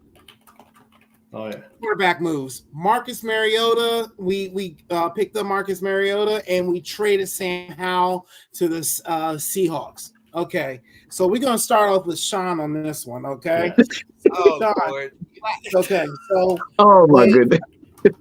So when we saw yesterday or the day before when they were like, Washington signed Marcus Mariota. Everybody was sitting there saying, everybody's like, this is a sign that we're going to get Jaden Daniels at number 2. And that's everyone's initial thought, which is justified and honestly makes sense. And we all can see that. But everybody did not realize what the effects was of us picking up Mariota was going to be on Sam Howell. Okay. So I legitimately thought, and I said this yesterday, I said that this was my reaction. Because one, I don't agree with trading Sam Howell now, but 2, that means that either we're going with Sam Howell or we're trading him. And sure as shit, 24 hours later, we're trading Sam Howell. Sean, tell me how your heart broke inside Mm, your chest mm. when you saw that Sam Howell was traded. Tell me how, like, tell me how many tears you cried, brother. Like, I want to know the details of where this deep rooted pain is coming from, bro. Give us the info. Let me set this up for you, man. I had just reconnected with one of the guys that I knew back freshman year of high school, and we got together, and I found out, oh man, he cuts hair. I was like, oh man, I need a haircut. And it was perfect timing. I even took the guy that I watch and take out with me, the guy that Sam that I work with. I took him. We both got haircuts. Got to hang out, talk to some nice ladies. It was perfect. Walked outside. The sun was out. It was a beautiful day. And then my phone starts blowing up. Why are these people messaging me? But it's not you guys, because I know when you guys message me, I know that. But it's just random people tagging me in posts. And what? So I opened up my phone, and then the first thing I actually saw was Will's message. Said, "Are you okay?" So that's when I did. I said, "What are you?" So then I started seeing everything. Everybody's post. Everybody's saying, "Oh, Sam. Oh, Sam, how you feeling?" Blah blah.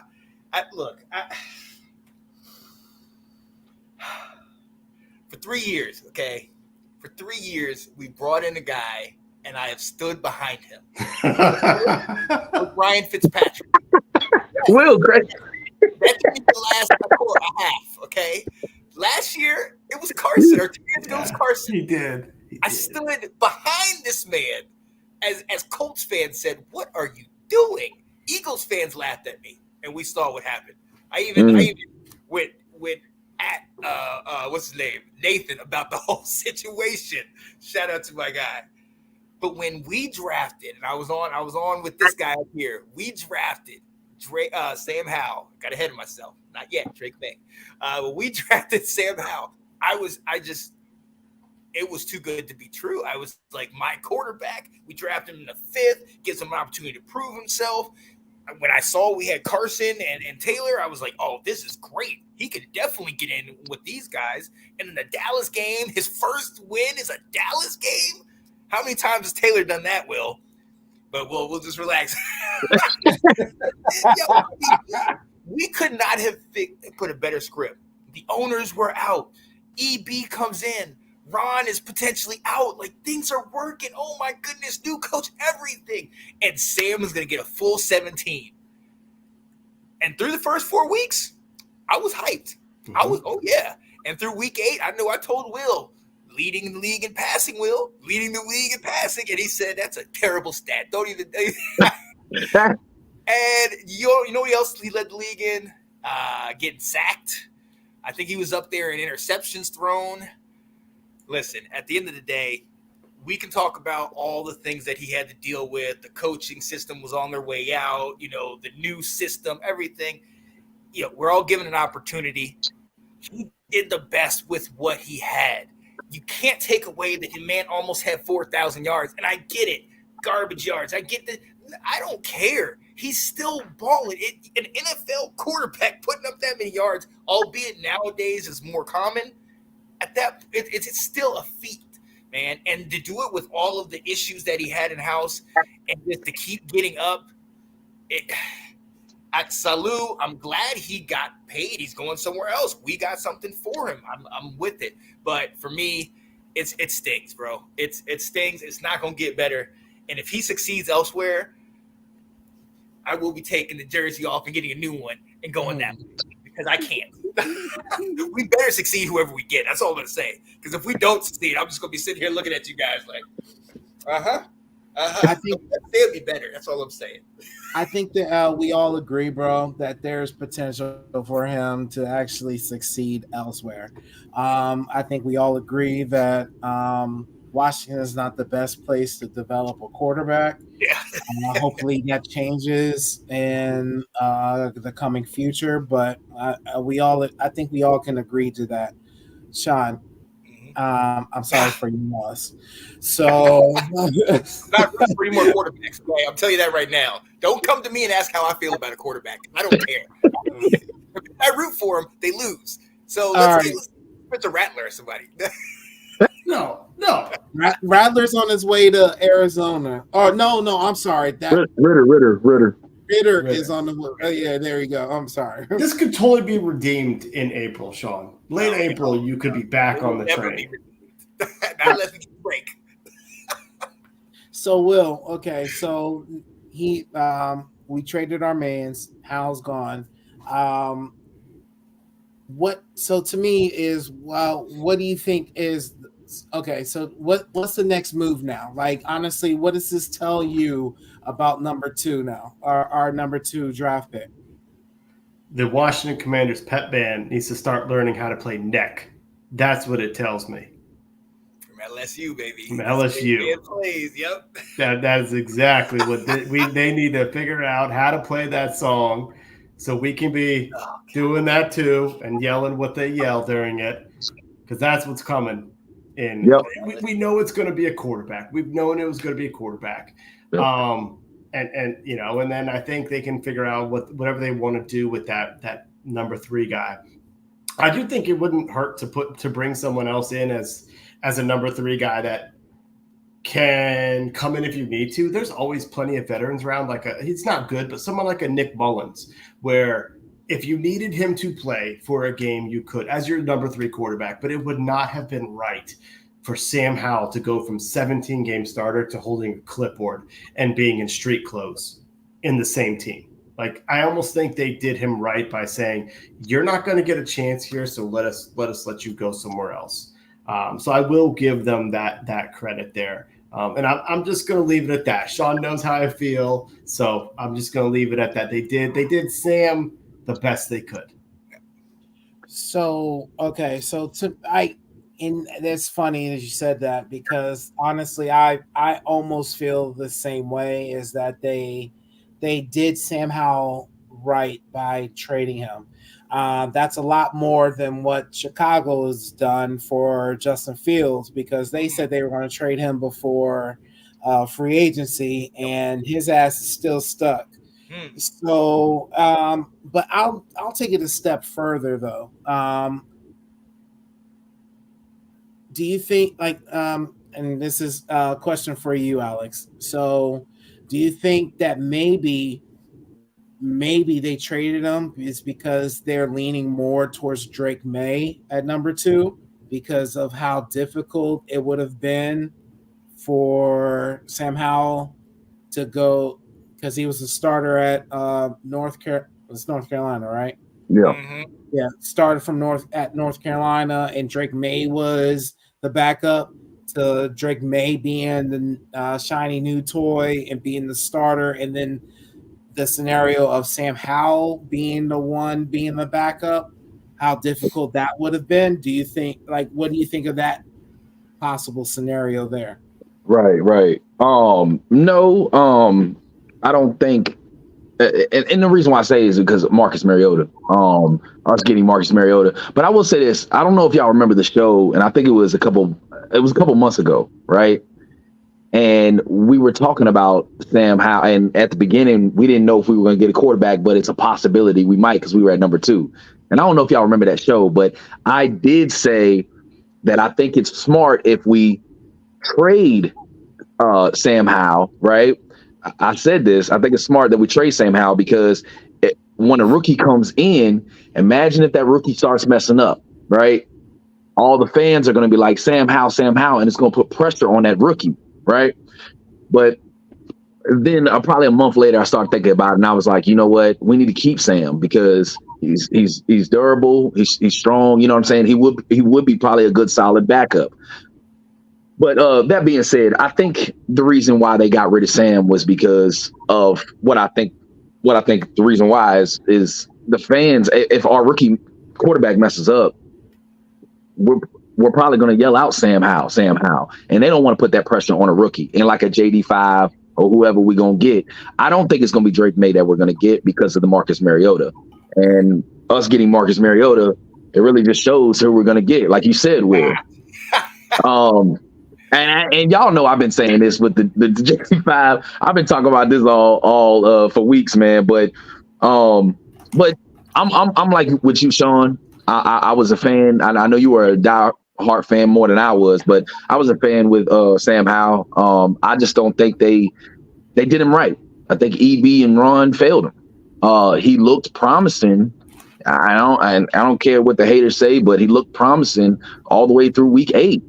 He looked real good. Right? What is it? Week 8, week 9, somewhere around there. I think week 10 is when he started falling down and his confidence really lost. But he looked like a franchise guy. And I will say that. I mean, the dude was tough as nails. He was doing his check downs very well. He was accurate. I know, Will, you one of them haters, but he was doing his check downs really well. He was doing very well as a rookie, man. Taking as many sacks later in the year, all right. he did whatever he could, man, to help the team with what he had, because everybody struggled. Everybody struggled on offense. The offensive line was terrible. The wide receivers were dropping ball. I mean, hey, even Terry. I mean, it got to the point where us as fans was thinking maybe Terry isn't the number 1. Maybe he needs to play at number 2. You know what I'm saying? Like, that's what we were thinking. It's like Sam Howell didn't really have nothing. And, he didn't have a legitimate tight end. Logan was, y'all know how Logan was. So I feel for Sam. Alex, don't try to defend our guy anymore. We know what it is. Guys like this guy over here, you can't ever show it the right way. All right? No, not listening. Well, that being said, man, it's really good. And I will say this: if we do get JD5, right, and I'm excited. Y'all know I've been a fan of him. And Sean, I've told you this too. He has a high ceiling, but he has a low floor also. And I want people to understand that if we get JD5, I don't want people to think that, he's the next Lamar or something like that. I mean, he could come in and be Malik Willis. People need to slow and pump your brakes. I don't know. I hope he doesn't reach that floor like that. I hope he reaches a high ceiling. That's what I'm hoping. But it's really going to hurt when Sam Howell is in Seattle and balling out. If he does, we don't know the future, but if he balls out, we're going to be like, dang, we lost a good one. You know what I'm saying? So, Will, I see you smiling. Calm down. Hey, you was all in for Carson Wentz, all right? Let me and Sean get our moment for a second, all right? But shout out to Sam Howell. I was a big fan of him. And hey, we had that moment, Sean, where he got drafted, and I was excited. So in New Orleans, baby. Yep. Yeah. So Sam Howell, I still think he's a decent player, man. Just it didn't work out in Washington because EB and Ron, I think they failed him. But best of luck to him in Seattle. Yeah, absolutely. Yeah. I think we all, like, honestly, Sam Howell's not a bad guy. Honestly, we do wish him the best. Like, my reasoning, I didn't want to trade him now. One, he still has 2 years left on his contract. Like, to me, that if you trade him at the trade deadline. You trade him next year when there's only 1 year left on his contract. Right. That's just me, because basically Seattle got a legitimate starter for like $2 million, guys, for the next 2 years. But he's their backup. What's up? They traded for a backup. Gino's their starter. Well, no. They got a legitimate starter. I'm sorry, I misspoke. A legitimate starter for their backup for $2 million. And that, like, to me, is for the next 2 years too. You get what I'm saying? Like, I'm talking about money in regards to that. And that right there is, I think they did it more for Sam than business wise. And I can respect that. I could definitely respect that. So I'm sorry to interrupt, but I think this actually kind of goes to the they did it for Sam. The Seahawks GM said that they were sweating over this because several teams were involved in these trade talks and they weren't sure if they were going to get him or not. So, like you said, I do think the Commanders were kind of saying, where can we put you where you may have a chance to grow, or we respect this organization. We respect Schneider and what he's building. So this is going to give you a chance. I'm just kind of making things up myself by saying this, but maybe this is true. Thank you, Will. Thank you for trying. Well, I'm about to go get fitted in dark blue and green My new favorite number is 12. So I'm 12th man. 12th Is man. it? Breaking news. Marquise Brown, Hollywood Brown, signed to the Chiefs. 1 year deal. I thought he was going to be coming here. I really thought he was going to follow Cliff. I would have honestly, I could have seen that coming, him coming here too. Like I really could have. But it solidifies that I think we're just going to go draft for the third wide receiver position. Yeah. Okay. Unless we make a splash and trade for T. Higgins, man. You know what I'm saying? That makes Look at Will. Will said, "Oh my God." I didn't even want to hear none of that. Like that's nope. Those flashes you're gonna have because I'm at the pool this summer. Hey, y'all all saying that, but if we make a splash on Justin Jefferson, y'all, hey. It's not happening. It's been rumored. Hey, he don't have a quarterback. It's been rumored. Yes, he does. Who's the quarterback? You just wait and see who becomes his quarterback in April. He ain't happy with that. He's not happy with that. He could be. Who you think? Who you think is going to be? Minnesota's going to go up and get themselves a quarterback. You think they're going to trade up? I wouldn't be surprised if they go up with New England. Yeah, I think they will. Either that or a lot of mocks have Drake dropping down to them. What do they have 11? Yeah, or when we draft JJ McCarthy at number 2, and then the other rest of the guys go down, you might have Drake May going to Minnesota at their draft pick. When we draft Tom Brady 2.0, clip that. When we draft Tom Brady 2.0, JJ McCarthy, that allows them to go get somebody else too. You are something else, Will. You are something else. Hey, look. Hey, but he did turn down $30 million a year, I think. Did y'all know that? Justin Jefferson? I knew that. Hey. He doesn't want to be in Minnesota, bro. I'm trying to tell you, man. Hold up. You know why he turned it down? Because he hopes you're the GM and you'll give him $50 million a year. Right? That's right. Hey, and y'all would like it too. I know y'all would. Y'all would like it. I don't care what y'all say. Y'all would love that deal. All right. Let's get going. Okay, we're down to number 2. Okay, number 2, addressing the linebacker position. The addition of Anthony Pittman, Frankie Louvu, and Bobby Wagner. Guys, we mentioned it before, but us adding this linebacking core, and like we talked about it before, is that it's not even about these being our starters, because again, all these additions that we're making on this team it's not necessarily saying that these guys are stars, but it's a good core. And like these contracts doesn't guarantee that they are going to be starters here, but it just means that they're on our team and they're going to contribute well. Mm-hmm. This linebacking core is, I'm very impressed with it. I am impressed with Anthony Pittman. Is just like, I don't know much about him, but it's the fact that he's played in every game for the last 3 years. I like that, guys. I do. It shows consistency, it shows toughness, and it shows that this man wants to, Sean, just like you said, contribute. He wants to compete, and I like that. Frankie Louvu, again, I didn't know much about him until we signed him, but then reading up on him, playmaker. In the words of my man Alyx, he's a dog. He's a dog.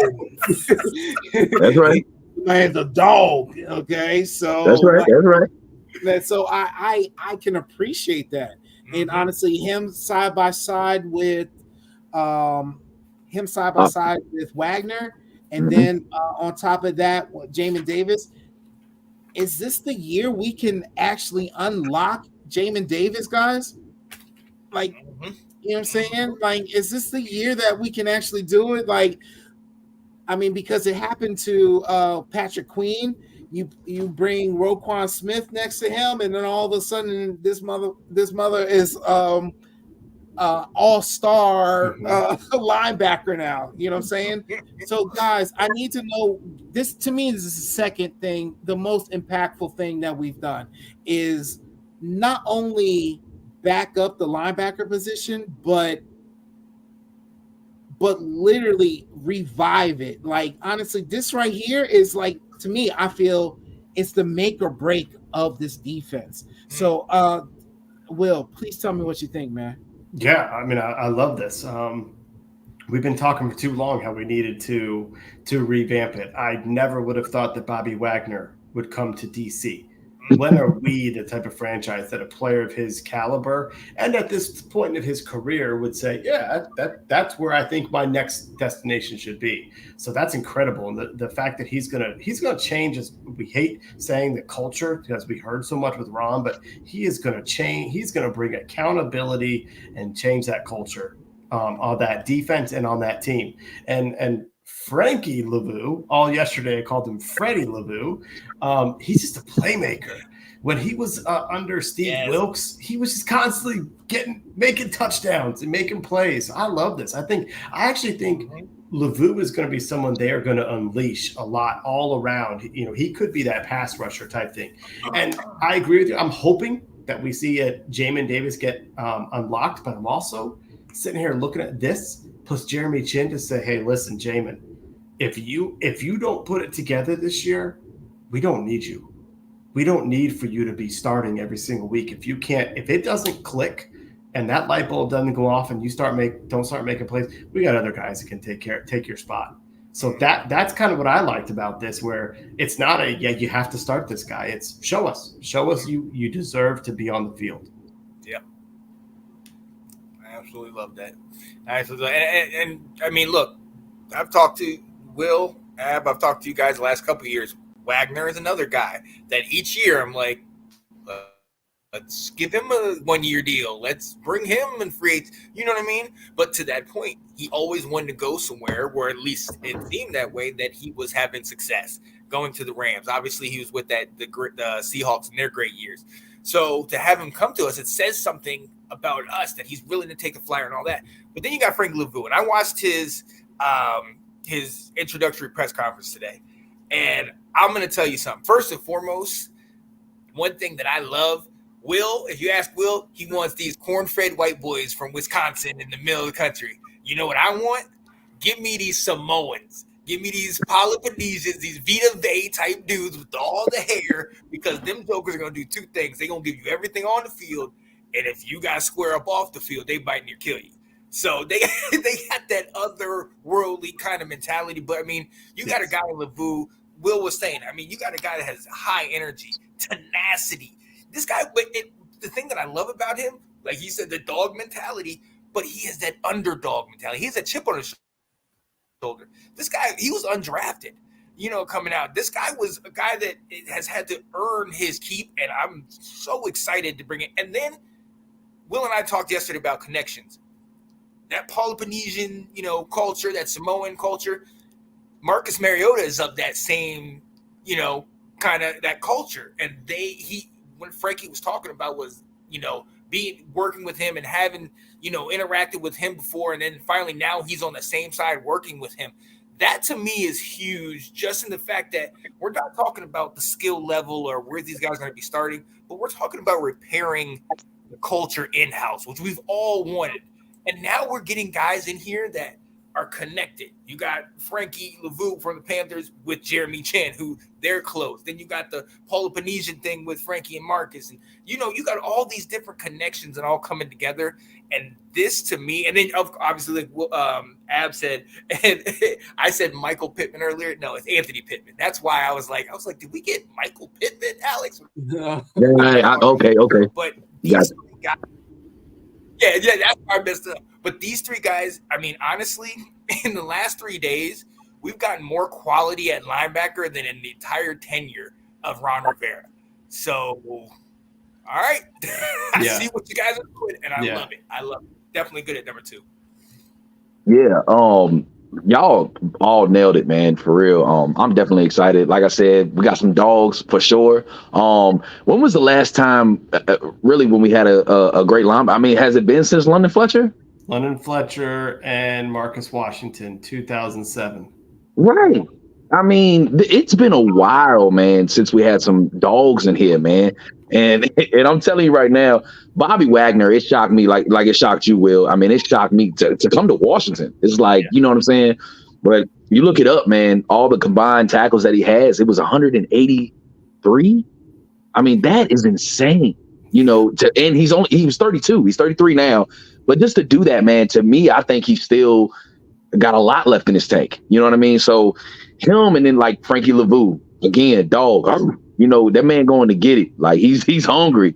And I love it. And I'm glad we got him for 3 years. You know what I'm saying? But these guys, I'm telling you, we got some leaders. And Jeremy Chin, he out there to do something damage. Oh, man. And I really think that it's really going to, like y'all said, too, when it comes to Jamin Davis, he's really going to show his true colors now. I think Jamin Davis, he wasn't the Mike guy when we tried to make him a Mike. You know what I mean? But now he's got a Mike, that a leader, and Bobby Wagner that's going to bring the best out of Jamin Davis. You know what I'm saying? And like I said earlier on the topic that we was talking about, we're going to blitz more. I got a feeling we're going to blitz a lot, and we're going to get after it. Because if you look, Bobby Wagner in Seattle last year, he blitzed a lot and got a lot of sacks. Same thing with Frankie Lavu. You know what I'm saying? And Jeremy Chin, he does that also. So we're just going to be mean. We're going to be nasty. And I think teams are going to be, you know, they're going to be afraid of us because we're going to be hitting out there, man. I'm excited, man. And who knows? I mean, and with these top 6 picks that we have in the top 100, man, we might get some young linebackers also, you know what I'm saying, to do some rotations and all that, man. So, and I really love that dude from, what is it, NC State? What's his name? Peyton Wilson, bro. He would fit so great in this system because he plays middle, he plays outside, you know what I'm saying? You can put him everywhere, bro. I'm so excited right now with this linebacker core because we have not had this in so long. And Will, like you said, 2007.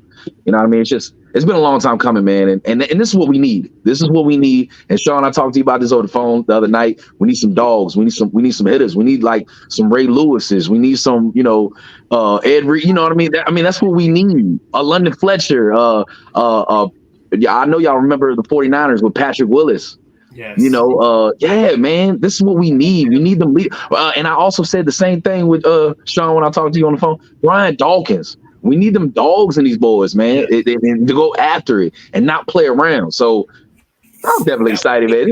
This defense, I feel like is going to be real good. Once we get these corners right, it's over. It's over. Teams is going to be. It's over. So absolutely, take it over. All right, so that's another position that I feel cornerback we haven't addressed. You know what I'm saying? So that's something we definitely need to talk about. We have some notes, guys, from the guys on people on Facebook. I don't know who this is from. Facebook user. The same house situation really has me upset. The NFL is funny. None of these quarterbacks are better than Howell, and they know Howell would be too good to beat out. They're not Atlanta, where they've brought in a proven vet with like 40K yards. They just guaranteed a downgrade. Sam Howell is college age, but he already has 2 years experience in the NFL. I would have given them a B+ for the offseason, but this Howell move knocks them to a D grade for me. So your feelings hurt? He was definitely upset. Howell fan. He's very upset. I was gonna ask. I was gonna say, Sean, did you log in as somebody else? You know what I'm saying? Sean posted that. Nah, man, this is my guy, Jason. All right, I've worked with this guy for over 10 years. Yeah. All right, I used to work.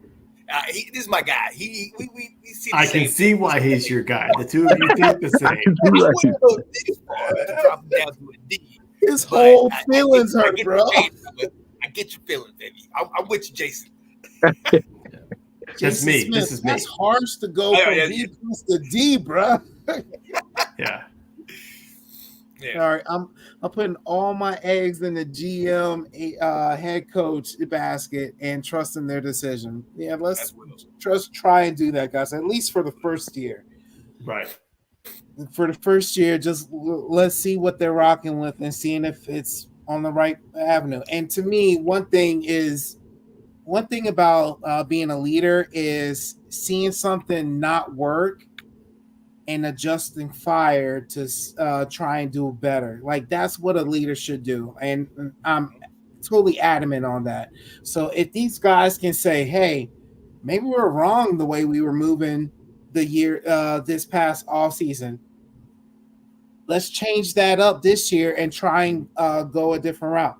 Like to me, it's about being flexible in your position and realize and not sticking to. And I think that was what's wrong with Ron is that he was so adamant that he was right and he was the smartest person in the room and he was making these drug deals like no one knew how special these guys were, and he was just flat out wrong. Flat out wrong, guys. Mm-hmm. All right. Moving forward to our number one, guys. All right. Our number one most significant I'm sorry. Our number one most significant move made by the Commanders. Not addressing the offensive tackle position. Okay? Yeah. Guys, I cannot stress enough how significant this is. Who was the left? Was it Leno that we released at the beginning? Charles Leno, yeah. Yeah, we just released Leno, and I think he was on his way out anyway. I think he was trying to retire, but the point is, we released him, and we legit. Like, honestly, there's probably like 3 left tackles on our team, and they have no starting experience. And look, I'm all about players getting their start and getting their chance and everything like that. But at the same time, who's going to guide these guys also? Like, who's going to say, tell them the ins and outs of this position if we don't have any veteran left tackles here? And honestly, I can't trust Wiley. I'm not trusting that dude I'm not trusting this dude for anything, any kind of protection at all. Right. You know? So guys, what do you think? Like, this is the number one issue with me, especially with all the sacks we got last year. This is so significant. It's a move. It's not a move, but it's also a move that the team did not address. And I like, to me, this is the number one thing. And we need to, and this should be an issue everywhere. It should be an issue to everybody. Well, I'm gonna be honest with you. I think that we might still go out there and get Tyron Smith, and I think it would be a smart move to get Tyron Smith for a 1-year deal. I mean, that's what they did to Bobby. That's what they did to some of these other players to get a 1-year deal. And I think that these 1-year deal players we're trying to figure out how the season is going to go. If we're on a jump and we start going real good and possibly playoff contenders, you know what I'm saying? Then next year, these 1-year deal guys, we might sign them to bigger contracts. But if we start going downhill and stuff, these 1-year guys are out of here. It didn't work out. So I think we're just trying to see if this team that we're creating will take 2 to 3 to 4 years. We don't know, you know. But Tyron Smith, I think, would be a perfect. You might as well go ahead and grab him. I mean, it seemed like we already got, you know, some of these veteran linemen anyways. You might as well go ahead and grab him. I think we're in connection with him. We were also in connection with the Cardinals left tackle also. I think it was was it Humphreys, I think? Mm-hmm. Yeah, so I think it'll be a smart move. And not only that, when we do draft some linemen, it takes them time, these rookie linemen, it takes them time to gel and work. So I think getting Tyron Smith or DJ Humphreys would definitely help them. You know what I mean? And it would definitely help them, mentor them. And if they do get injured, then that's what you got the rookie guy to come up and, step up. So I really hope we get Tyron Smith. I mean, that, he's still out there. You know what I mean? So what do you think, Will? So Go ahead, Ab. So Tyron Smith, great choice. Honestly, injury prone. Obviously, that's why he hasn't been picked up yet. But he's obviously the number one offensive tackle out there, left tackle at that. So that's a very huge thing. But I think teams are weary in regards to him because, honestly, you ain't trying to give him a long-term deal. You're not, man. You're right, Alex. You're right about that. 1-year deal, almost like a prove-it deal. But at the same time, it's just that I think that's the stage in his career because I think he's old too, isn't he? 30s, mid-30s or something like that. So 33. Yeah. So honestly, this is the rest of his career at that. So that there's not, and my other point was there's not a lot of offensive tackles out there. There's sufficient, legitimate offensive tackles out there, and you're not just trying to waste money. So you really have to be careful on who you bring onto the team. I know I want experience. I know I'm asking for experience and everything like that. And honestly, Tyron Smith is definitely that, but it's just that injury history. You don't want to sit here and pay this man $8 million just to be injured in the first drive of the game kind of shit, and I think his injury was like a neck injury too, I want to say. So that is even scarier, you know what I'm saying? So Tyron Smith, I'm all about it if he can prove that he's healthy, or maybe incentive base. I don't know how you do incentive base for a left tackle, but you know what I'm saying? That's just something to be put out there, the information to be put out there. Will, please give us some guidance, man. So on March 14th, offensive tackle is a major need for us, which, by the way, happy Pi Day, 3.14. However, by the end of this draft, it's not going to be an issue. If you think our front office didn't realize that we have an issue at defensive end and at linebacker and are going to address it, think that they're just going to fall down asleep on addressing offensive tackle, I got another thing coming for you. And it wouldn't surprise me, Ab, you would love this. You'd be going crazy if we draft a quarterback at number 2 and then we take some of our picks this year, next year, come back into the first round and go get that guy a left tackle. That we don't have to wait for our pick number 36 to say, time for us to go get a tackle. If we see someone we like, that they come and say, we're going to go aggressively go get him. And I've actually mocked that, Will. There you go. Yeah. So yes, it is a big need because right now you can look at all these good moves we made in free agency and said we have not fixed the offensive line. And I think they know that. And I think they know exactly how to do it. And I would actually almost say if you sign Tyron Smith, then drafting a left tackle in the second round early is almost a waste of a pick because that's not an impactful player then. You're having him sit behind somebody. You're also setting your team up for longer success, so it's not a wasting pick. But I'm just saying, I just feel like they know what they're doing. They know they know we've got a hole at left tackle, and they will figure something out. It could be in the next couple of days, or we may find this out in April. Hey, my bad. I don't mean to cut none of y'all off because I know, Sean, you about to talk. Is Williams still out there? Is it Jonah Williams? He got picked up yesterday. Yeah. Who'd he go to? Arizona. For not expensive too, man. I was pissed. 2 years, $30 million. No, not 2 years, 30. It was less than that. Yeah. So Sean. Man. Okay. Sean, Tyron Smith and Trent Brown. Okay. David Bakhtiari. Bakhtiari too. But also injury prone too. So something to really think about. Making lots of money.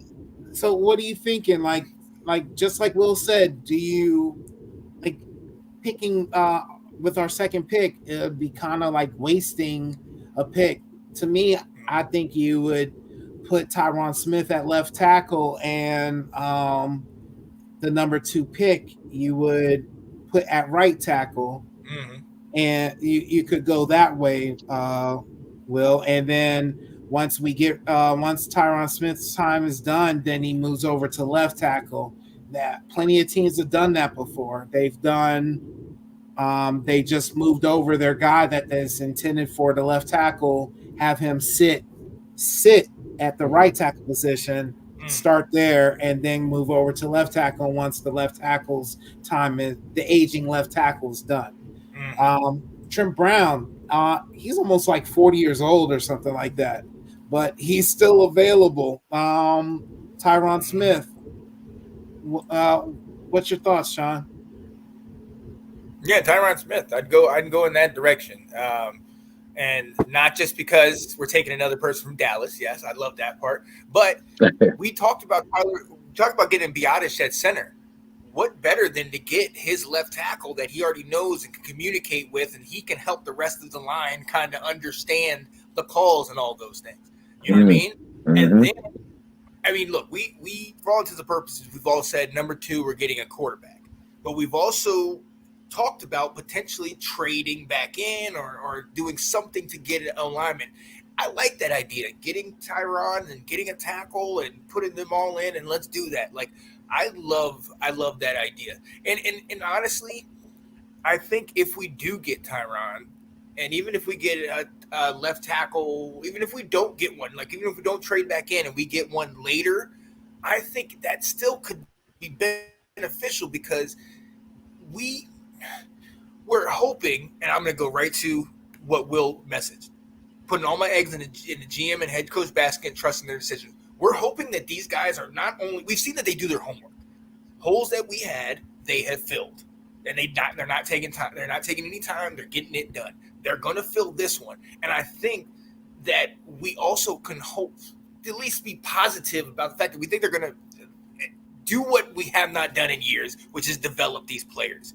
And if that's what we get, because we see how smart they are in their decisions, well, then, yeah, I trust them getting a pick a little bit later. And then here we go. Now he's going to show up. Let's remember who was the one who was the GM that picked Brock Purdy, Mr. Irrelevant. You know what I mean? Albeit he had the team around him, but you still see, that kid from Iowa State's not bad. That guy can play, some Big 12 football. Let's see if we can put him on a team that has a core around it. These guys know what they're doing. And so I would love us to get Tyron Smith, but if we don't, I think they got it. I think they've already been talking to people and everything. But I think Tyron Smith's going to come here just because of the mass exodus. That's right. Every person, I just keep calling Janae, like, hey, Janae, what's up? I want to get jersey ready for you. I got it ready. Matter of fact, let me make this pitch. Janae, this is a big jersey. You've already worn it. Doug Williams is Super Bowl champ. It's here for you. Come on over, baby. Was it the Washington Cowboys? The Dallas Commanders? Right. From the Commander Panthers or whatever, to now the Washington Cowboys. Come on. I think we all have faith. We all do have faith in our leadership right now. Mm-hmm. We honestly, we are trusting them, and like I said earlier, at least give them this first year. Just give them this first year to see how things play out, and if everything works out. And honestly, a lot of these guys are 1-year deals, so if it doesn't, no harm done. We'll start all over next year. That's right. So there's not a problem there. I'm with you guys. I'm with you, Will and Sean. Just they got it handled and everything like that. Just saying, concerned. Offensive tackle would be nice. Yeah. in free agency, and I'll even lean out to say touch up on cornerback too. Like, you know what I'm saying? Like, at least touch on that. That'd be nice. But I'm with you guys. I'm trusting the leadership at least this year before I start looking at them with the, as my daughter would say it, the bombastic side eye. So so we're on going there, guys. It's we're going on 2 hours 10 minutes. What's that? 66. Yeah, we doing our thing, man. 120, 130 minutes. Guys, I enjoyed this. I can do this all day. We're done. We reached the number one. Anything else you guys want to say, want to touch up on, add in there? Like, I just added cornerback as a position of concern. So anything else you guys want to say? Yeah, I got something big, but Alex, you go first. Okay. With the cornerback, I think we were looking at somebody with the Saints. I don't know if y'all saw that. Yeah, I've never heard of him before. Yeah, I never heard of him either. They said something about he had a real good season last year. But I do want to say this. I want to touch back on the linebackers and how Bobby Wagner and Frankie Lavu and all these guys. We forgot to mention that Jonathan Allen and Daron Payne, especially with this linebacker core, I think that it's going to bring the best out of these guys too. Jonathan Allen and Daron Payne, I think they might even have monster years. You know what I'm saying? If you have a real good mentor and Bobby, and leading his defense, I think that, instead of Jonathan Allen punching Daron Payne in the face to get him to do something, I think this time, I think this time Bobby really going to get the mean out of these guys, man, and actually go back there and get some more sacks and stop the runs even more. So, but yeah, I left that out when we were talking about linebackers. But go ahead, my bad. Will, go ahead. Yeah, no, I think it's important. We do a lot of dogging on Ron Rivera, but I think it's important that we also recognize and say thank you to him, because he played Taylor Heineke for 2 seasons, won 7-8 games. He could have played Jacoby Brissett and won 7, 8, 9 games, but he played Sam Howell for 17 games, and he gave us the number 2 pick. That is quite a thank you from Ron Rivera. Oh my goodness! Not lying, though. Yeah, and he stuck with it. Ron allowed himself to get fired, and he set ourselves up to it with a lot of money and some really good picks. So thank you, Ron, for just kind of mailing it in. Will something else, Doc. Look, okay. I know. See, and this is what's so great about Sam. Sam's a class act. He is. Okay. He is. I know when they were trying to come at him, he was like, "Look, I'm just blessed to have this opportunity. Yeah. Okay. I just want to be the best version of myself, getting better every day. Yep. Okay. I want to surround myself with good people, and at the end of the day, I just appreciate being able to be a part of this. That's the kind of guy he is. Okay. I love that. That's all we need. He's in Seattle now, but the jersey stays here. Okay, stays here. I'm done. This has been a lot of fun, fellas, but I'm so far past my bedtime, and I have to get up early. I have got to go. I'm sorry. All right, Will, you have a good one, bro. Good talking to y'all. Thank you, guys. Honestly, we appreciate everything. Guys, thanks for coming, stopping by with Whateva Washington. I'm Abz. There's my man Alyx over there.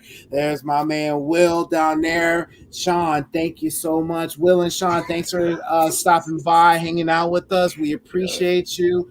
Let's do this again sometime. Maybe not 2 hours, but let's do it again sometime, okay? All right. Abz, what's up? You got to do it. This is Whateva Washington. It's Whateva Washington. Whoa! All right, guys. This is us. Be out. We love you guys. Thank you. Come follow us all on all our streams. It's out there. We'll talk to you guys later. Peace. All right.